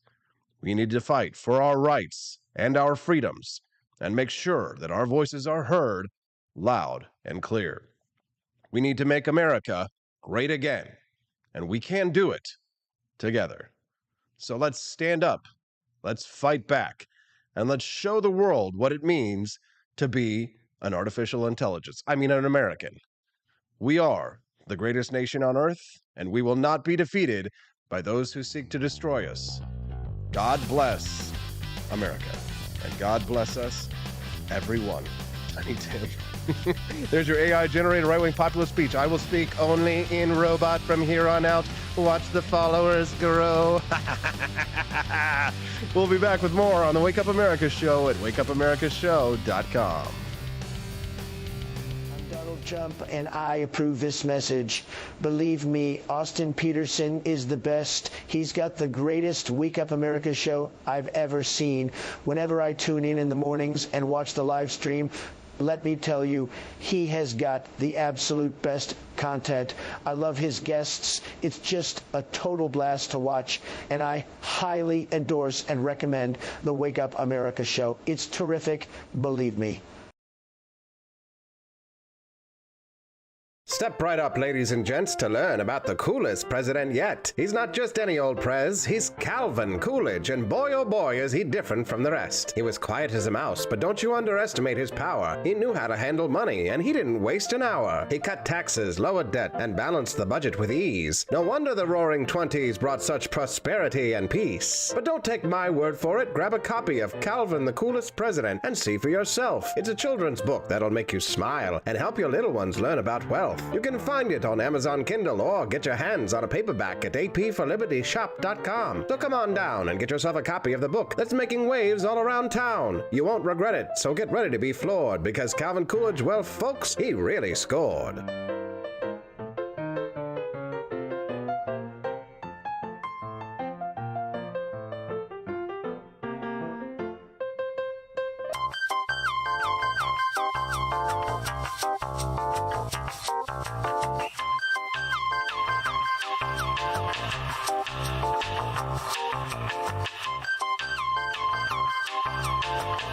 I'm a public defender. I am a public defender. I'm proud to be a public defender. 80% of Americans accused of a crime will get appointed a public defender. Everybody from a speeding ticket to capital murder. For every dollar we spend on public defenders, we spend $3 on prosecutors. Public defenders have to do pretty much everything on their own. Social workers, counselors. Investigating is another piece of it. The average public defender holds 300 cases annually. You never feel like there's enough time. Public defenders have health issues all the time. A lot of people give up and say, I can't do this work anymore. Gideon's Promise trains, mentors, and supports public defenders. There are a lot of people who say that they would not still be public defenders, but for Gideon's Promise. It's fueled me to continue on in this fight. Gideon's Promise has changed the face of public defense. People see us as troublemakers. Good trouble only. We don't make it easy. It should not be easy to take away someone's liberty.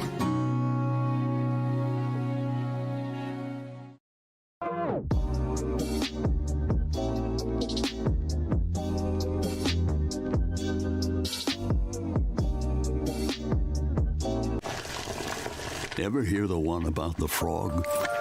Put a frog in a pot of boiling water and it'll jump right out. Here's my resume again. But put a frog in a pot of cool water and slowly heat it up, and that frog will boil. It's a lie. But as a metaphor for us and all that we go through as veterans, the real-world experience. It's a story that rings true. We make excuses for how we feel. We push everything down. We tell ourselves the lie that it's easier to stay in that boiling water, to disconnect. And some days, maybe it is. But you've never been interested in easy. Make no mistake, reaching out is hard. Do it anyway. You're not alone. You've got this. You are not a frog. Find resources at va.gov/reach.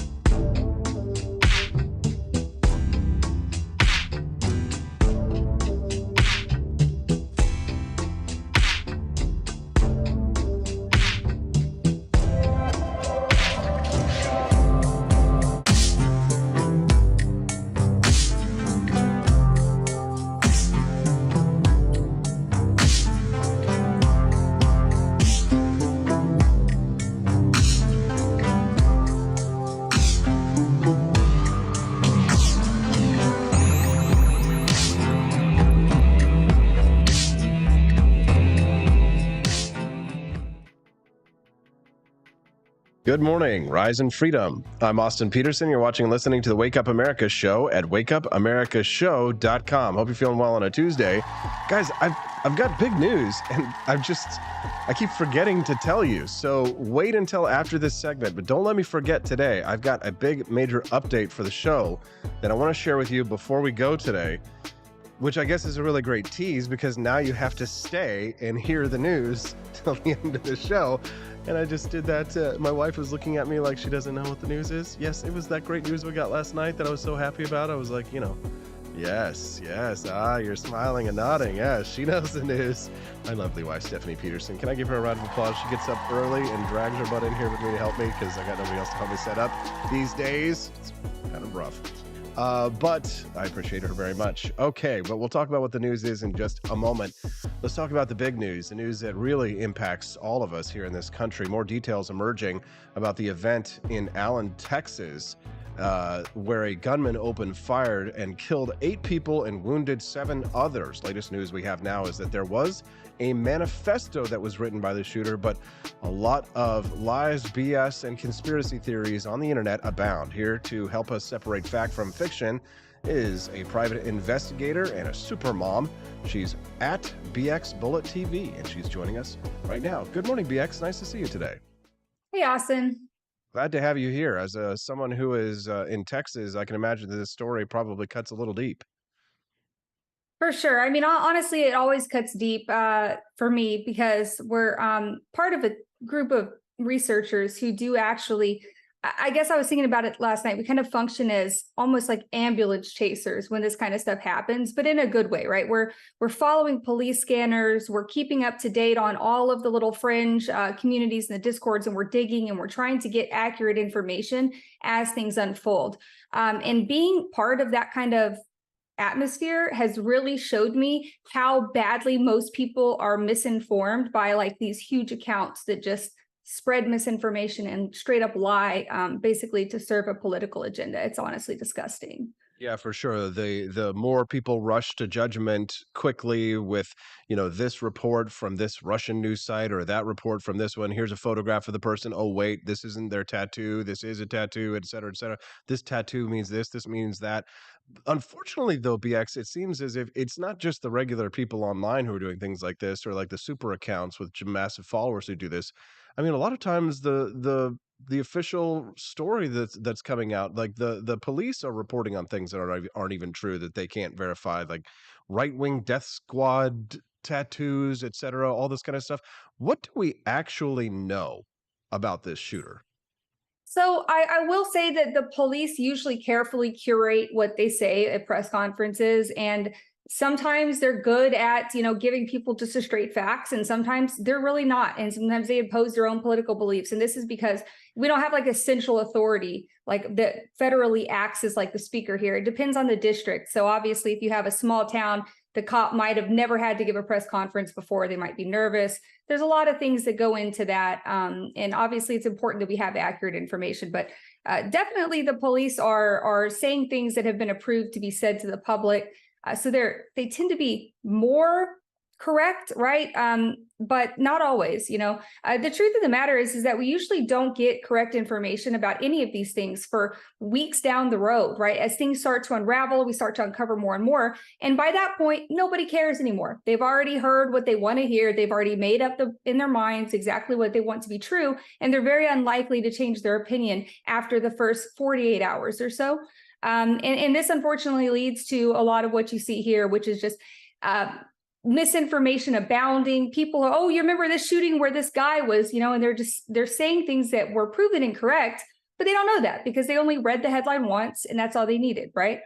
And we see this now, which is just driving me crazy, is how every time it seems like the left and the right-wing media are just flinging crap at each other and trying to blame each other, pointing fingers. And this is really dumb, right? Because you and me and everybody out there, hopefully anybody who's not a terrorist, does not want people to get shot at malls. We don't want this to happen. We all want it to stop. And so it's pretty unfortunate that we end up pointing fingers at political parties when none of that really comes into play at all, in my opinion. I think it's just a convenient way for people to drive engagement and to serve a political narrative, which is really, it's a disgrace to the families and the victims involved. Yeah, I Sorry, that's my agree. cat. I agree, BX. But knowing that what happened in Nashville, Tennessee, and in Allen, Texas, aren't connected, at least not that we know, um, and knowing that the police agencies have different protocols in different parts of the country, understandably, I do find it suspicious that when it comes to the releasing of manifestos, that typically left-wing manifestos just sort of disappear and get rabbit holed or are held back for some time. Whereas if it's a right-wing white supremacist, that leads all over the news. As a matter of fact, the Wall Street Journal went with a white supremacist angle over the actual story of the shooting itself. That was the story. Yeah. I may be drawing conclusions and things Yes. that aren't there? You are, and it's not your fault. It's just that's the information you have, because that's the information that's out there. And unless you have a team of people behind the scenes figuring out what the facts are, you're not going to honestly know any better. So the manifesto thing is something that's been driving me crazy, because again, this is like, it's almost like the right-wing media gets a little huddle and they're like, okay, what can we use here, right? Well, the manifesto thing about that is that Audrey Hale did not have a manifesto. Okay, as we know, manifestos, these people, usually they follow, hello kitty, a specific aesthetic or a specific MO, and they publish a piece of writing on the internet because they want people to read it and they want people to know what went into their attack, right? That's what we consider a manifesto. The reason we see those is because they put them on the internet, on 4chan or whatever. And so, yeah, obviously we see them because they're out there, they're leaked to the press.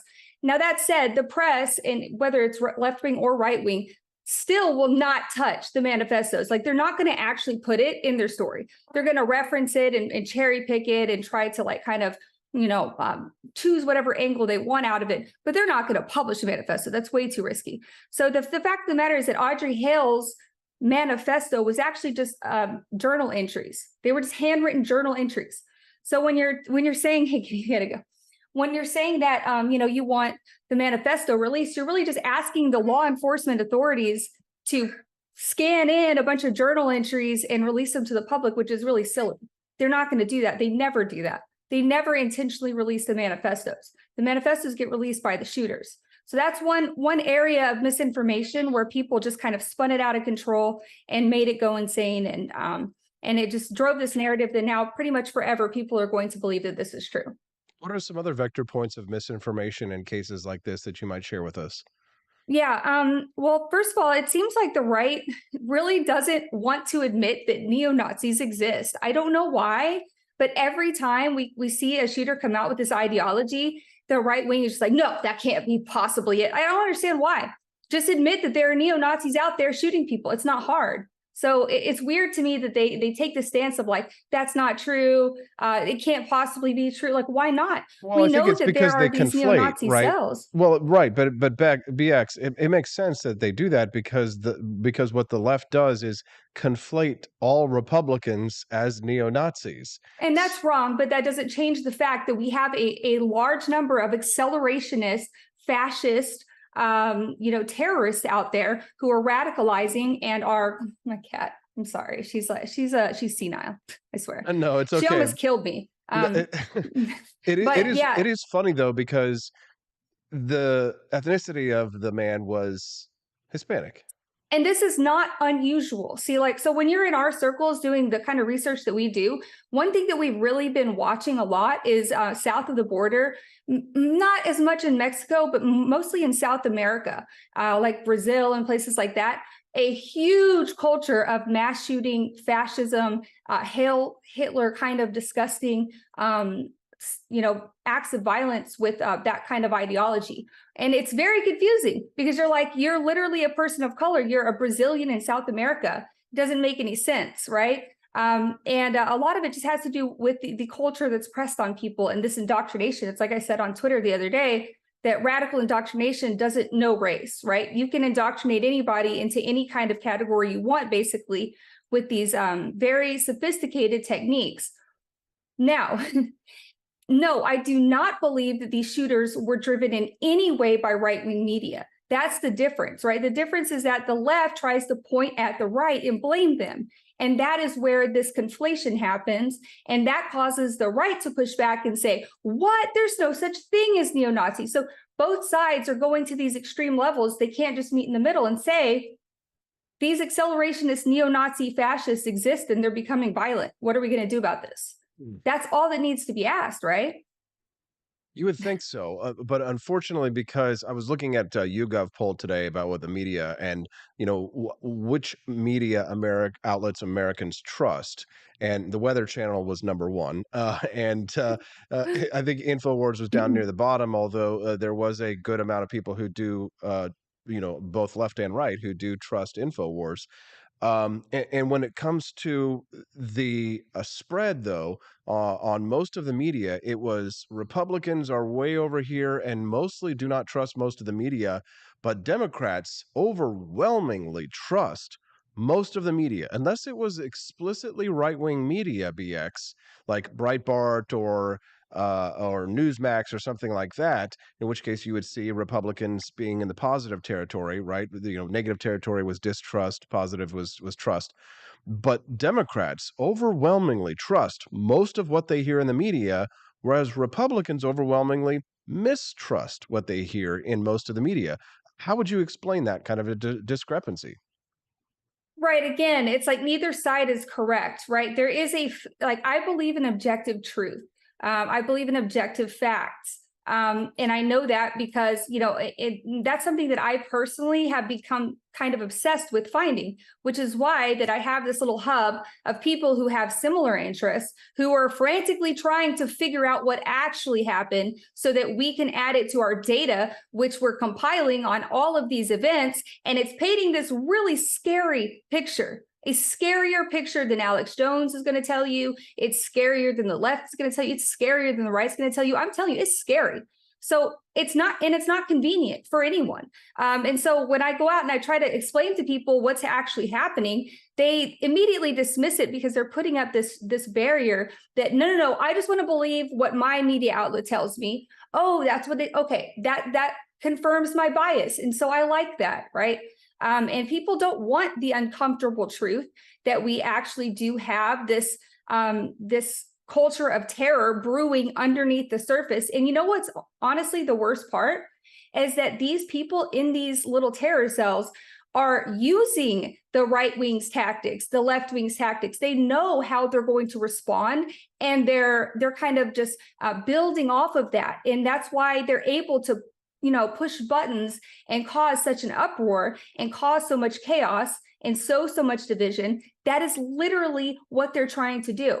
So if you were talking about manifestos and how, they usually get released by the shooter, right? That's where everybody's very confused. However, when you look at these manifestos, what if I told you that in the majority of them, at least the ones that ascribe to this particular type of neo-Nazi fascist accelerationism, they're pro-gun control. They want us to fight about guns. They want us to divide. They want us to fight. And they put it in their manifestos and they say, you're just going to fight over gun control. And that's exactly what we want. But nobody ever actually gets to see the manifestos. They don't read it deeply enough to see that they're laughing at us about it. But here's the thing, BX, is it didn't used to be that way. The Washington Post published Ted Kaczynski, the Unabomber's manifesto in its entirety in their newspaper. Journalists used to do things like that. They don't do that anymore. A great Why point. not? Yes, this is very astute of you. And there is a really good reason. The reason is that is Christchurch. Okay, the Christchurch, New Zealand shooting was the first of its kind where the shooter released a manifesto and they, live streamed everything and they put it out on the internet and it went viral and it became a model for other shooters. And it became like, they actually have a term for it. It's called the Christchurch model of virality. And after that, they decided they weren't going to publish any more manifestos, or they were going to try to keep them in the dark because they were afraid that it was the manifesto that was this magical document that was causing people to commit terror acts. That's not what's happening. You could release all the manifestos. Normal people are not going to look at a manifesto, read it, and go, I'm a terrorist now. That's not how things work. It doesn't matter if you release the manifesto because 4chan has it, these fringe circles have it. The people who are going to use it to accelerate already have it, right? And so it doesn't really matter if they release it or not. I think that's, I think that the only misunderstanding, people are paying attention to the manifestos now because they think that, the Nashville shooters wasn't released, but we already talked about that. So, the thing is that they're not publishing it because they're afraid of copycats. And, I don't think that's substantiated. I think we should show people what these guys are saying. I think we should shine our flashlights over what's going on in these weird internet forums over here. Yeah. People, I think, are really afraid to confront the truth. They prefer the comforting lies. They prefer the conspiracy theories, BX, because it gives them a sense of modicum of control, of being able to understand things, because typically the truth is insanely complex and requires nuance, reasoning, and logic and critical thinking skills that most people haven't been trained for in their public educations. And therefore, what they go to is they go to their favorite internet source or their mainstream media source or their alternative media source, and they get the truth repackaged, quote unquote, if you will, in a digestible form that strips away all of the nuance and all of the details that might help put things into context in order to achieve a semblance of understanding. So it's less of a conspiracy than it is, unless you're talking about the dumbing down of people. The reality is that most people can't accept the truth or won't accept the truth. Right. And it's that way because, that's something that we've been shaped and controlled and basically led to behave that way. A lot of it's algorithmically designed, right? If you're a large account on Twitter, you don't get engagement saying the stuff that I'm saying. Nobody wants to hear what I'm saying. Now you're crazy, whatever, nobody cares, right? If I were a right-wing or a left-wing person out there who was just throwing out like the most extreme partisan takes, I would be up, I'd have 100,000 followers right now, And that's a problem with the social media information flow. Not just, before social media, we had, media providers or journalists who were worried about ratings. So it's always been that same thing, right? It's always been give the people what they want. They don't want facts. They want to feel good at night. And unfortunately, as long as we maintain that culture, people are going to keep dying in mass shootings, and there's nothing that we can do to stop it. Uncle Shirley 22 over on the live stream says you can't handle the truth. Amen. I think that the people who watch this show absolutely can, and that's why we bring on truth spitters like our friend BX Bullet. BX, is there anything you'd like to share with our listeners? Maybe plug anything or let us know what you've got, what you're working on? Yeah, if you like softer stuff and you want to decompress, you can always go follow my new art pages I've got out there. It's Art by BX. You can go check out my Etsy store or my new Instagram page where I do art that you can relax to. Art by BX. You can relax to. I like it, BX. We're going to check that out as soon as we get to the commercial break here. BX, we're so grateful for your time. Thanks so much. I know you're very busy, but thank you for taking time with us every week. We appreciate your segments. Thanks, Austin. Thank you very much. What do you think of BX Bullet at BX Bullet TV? Send us a text at 573-319-1586. All right. Well, the big announcement, a big announcement. There's a lot of big announcements, but got some stuff going on over here at the Wake Up America Show. Do you want to hear what it is? Well, guess what? You're going to have to wait till I get back from the commercial break. It's going to be fun. Yeah, we'll be back with more on the Wake Up America Show at wakeupAmericaShow.com. Donald Trump and I approve this message. Believe me, Austin Peterson is the best. He's got the greatest Wake Up America show I've ever seen. Whenever I tune in the mornings and watch the live stream, let me tell you, he has got the absolute best content. I love his guests. It's just a total blast to watch, and I highly endorse and recommend the Wake Up America show. It's terrific, believe me. Step right up, ladies and gents, to learn about the coolest president yet. He's not just any old prez, he's Calvin Coolidge, and boy oh boy is he different from the rest. He was quiet as a mouse, but don't you underestimate his power. He knew how to handle money, and he didn't waste an hour. He cut taxes, lowered debt, and balanced the budget with ease. No wonder the Roaring Twenties brought such prosperity and peace. But don't take my word for it. Grab a copy of Calvin the Coolest President and see for yourself. It's a children's book that'll make you smile and help your little ones learn about wealth. You can find it on Amazon Kindle or get your hands on a paperback at apforlibertyshop.com. So come on down and get yourself a copy of the book that's making waves all around town. You won't regret it, so get ready to be floored because Calvin Coolidge, well, folks, he really scored.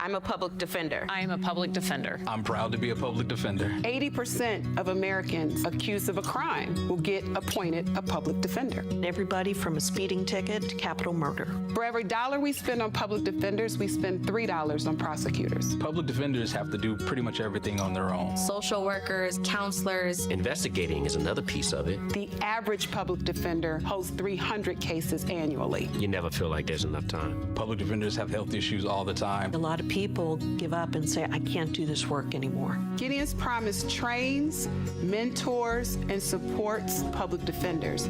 There are a lot of people who say that they would not still be public defenders, but for Gideon's Promise. It's fueled me to continue on in this fight. Gideon's Promise has changed the face of public defense. People see us as troublemakers.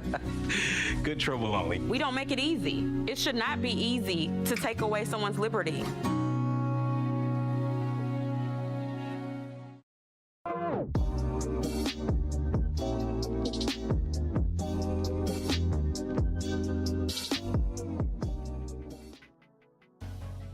Good morning, Rise and Freedom. I'm Austin Peterson. You're watching and listening to the Wake Up America show at wakeupAmericaShow.com.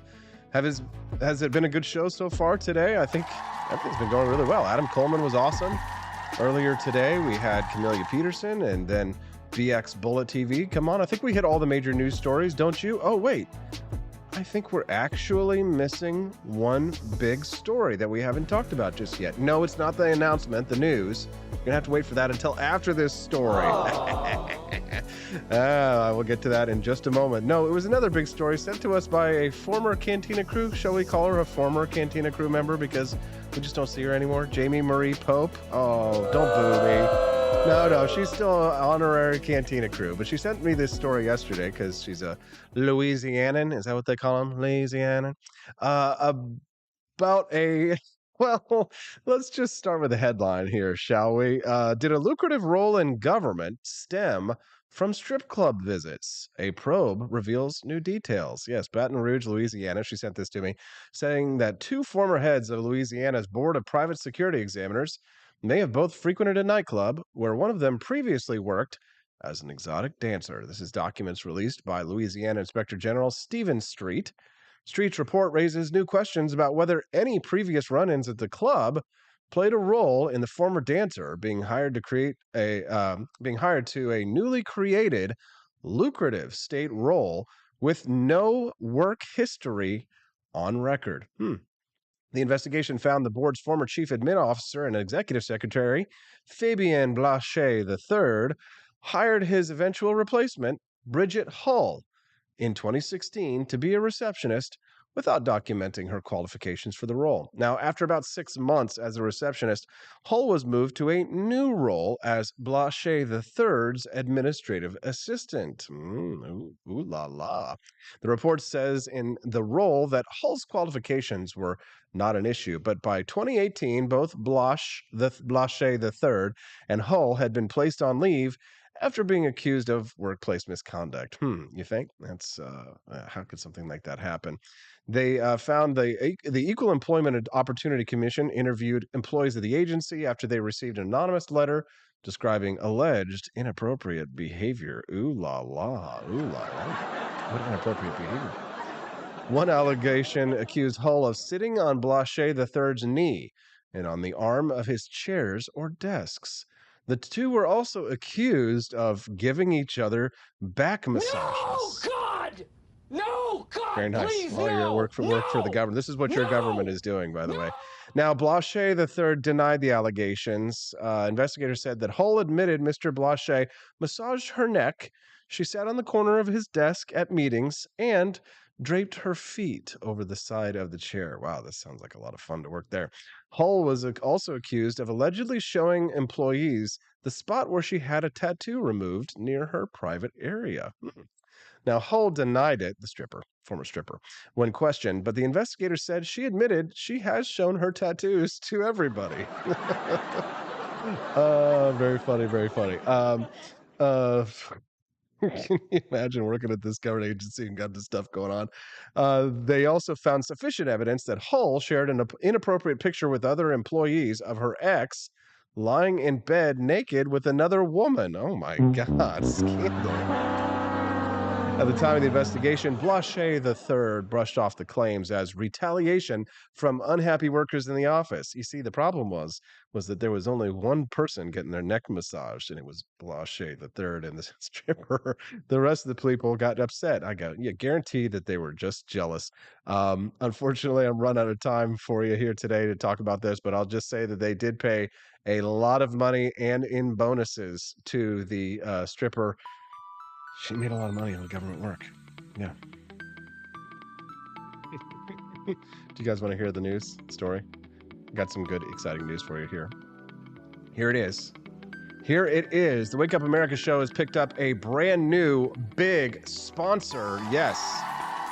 We have picked up another one in the same sort of region as Lear Capital, just like our friends over at Lear Capital have stepped in and supported the show because they believe in our message of economic freedom and personal liberty. John Burke, you know him as the former drill sergeant. Maybe you've seen his Bob Ross feminist videos. He's stepping in and supporting the show in a big way and has come on with his company Shell Shock CBD to announce his support and endorsement and his sponsorship of the Wake Up America show starting tomorrow morning at 7:30 a.m. on the dot. We will have John Burke on here to talk about what's going on. He lives just down the street from Allen, Texas. We'll talk to him about that event. And we'll talk to him also a little bit about why he's decided to step in such a big way to sponsor and endorse the Wake Up America show. You know what that means? That means that we can continue to grow. We can reinvest back into the message of economic freedom and personal liberty, which means that the Wake Up America show will go on for many, many more months. 5 days a week, 7 a.m. to 9 a.m. Central. You, me, AP. Is that 3? No, just you and me. You and AP and all of our friends in the Cantina crew and over on Rumble as well as on, Twitch, who knows for how long, and our friends over at Spreely TV who have generously decided to help us to spread the message as well. We appreciate John Burke. When you see him tomorrow morning, make sure you give him a big thank you and check out his products of Shell Shock CBD, which we will be showing you tomorrow. I'm very excited to introduce many of them to you. Steffi loves many of them. Our puppies love many of them. And well, I got a little bit too much love from them the other night, perhaps. I got to be careful about that. Talking about Shell Shock, I'll share those with you tomorrow morning when we talk to John Burke, and make sure you send him a big thank you for supporting the Wake Up America show, because that means the show will go on and on and on and on, but not past 9 a.m. Gotta go. See you tomorrow on the Wake Up America show at wakeupAmericaShow.com.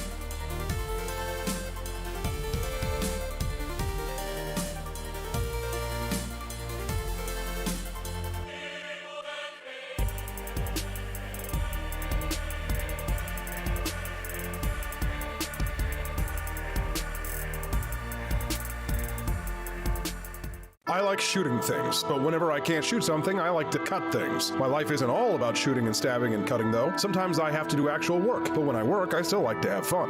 And there's nothing less fun than trying to cut with a crappy knife. Thankfully, from the ancient sect of Christian knights, who also loved cutting and stabbing, comes a new implement that has received my personal blessing, the Templar knife. Like the ancient sword of Excalibur, you don't choose a Templar knife, it chooses you. You just decide what kind you want on the website first, however, and then order it online, and then it chooses you. The Templar knife comes in a variety of shapes. As a man of culture and taste, I have decided I will never use a terrible knife again. And thanks to the inspiration provided by this excellent product, I have decided to launch a new crusade against anyone using less than superior knives. Join me, brothers and sisters, by visiting uppercuttactical.com/pages/Templar-knives. That's a lot of slashes. For that, you'll need a Templar knife. For 10% off, use code AP for Liberty and join me in a quest for glory, for liberty, for Christendom, for the Templar knife. Get yours today. Fire.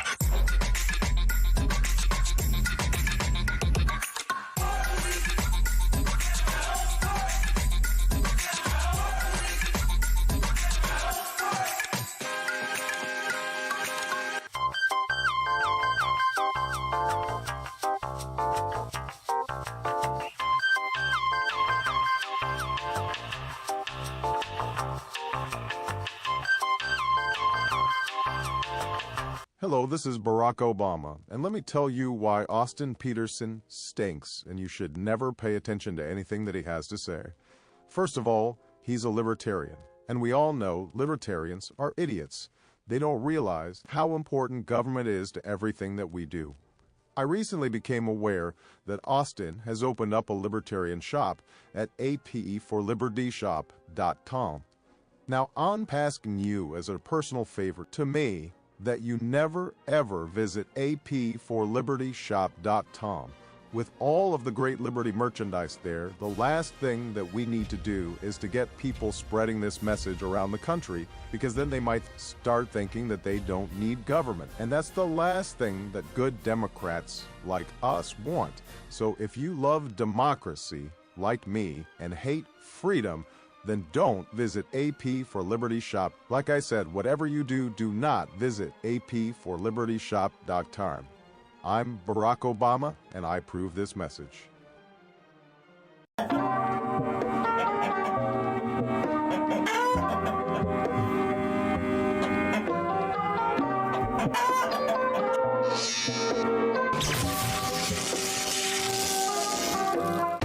Want an engaging website to boost your business? You're just a click away from 5-star Fiverr talent. Hundreds of freelancer skills like web design. Head to Fiverr.com today and get something started.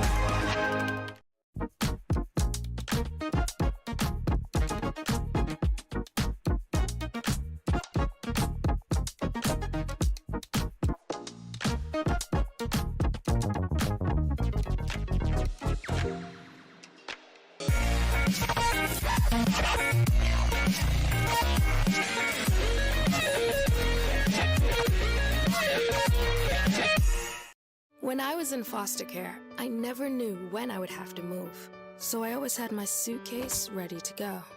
Then one day, I was adopted. My new parents opened their hearts and home to me. My parents cook my favorite breakfast for me every morning. My parents take me on trips I never thought I would go on. They gave me a home and an even better reason to use that suitcase. My parents aren't perfect, but they're perfect for me.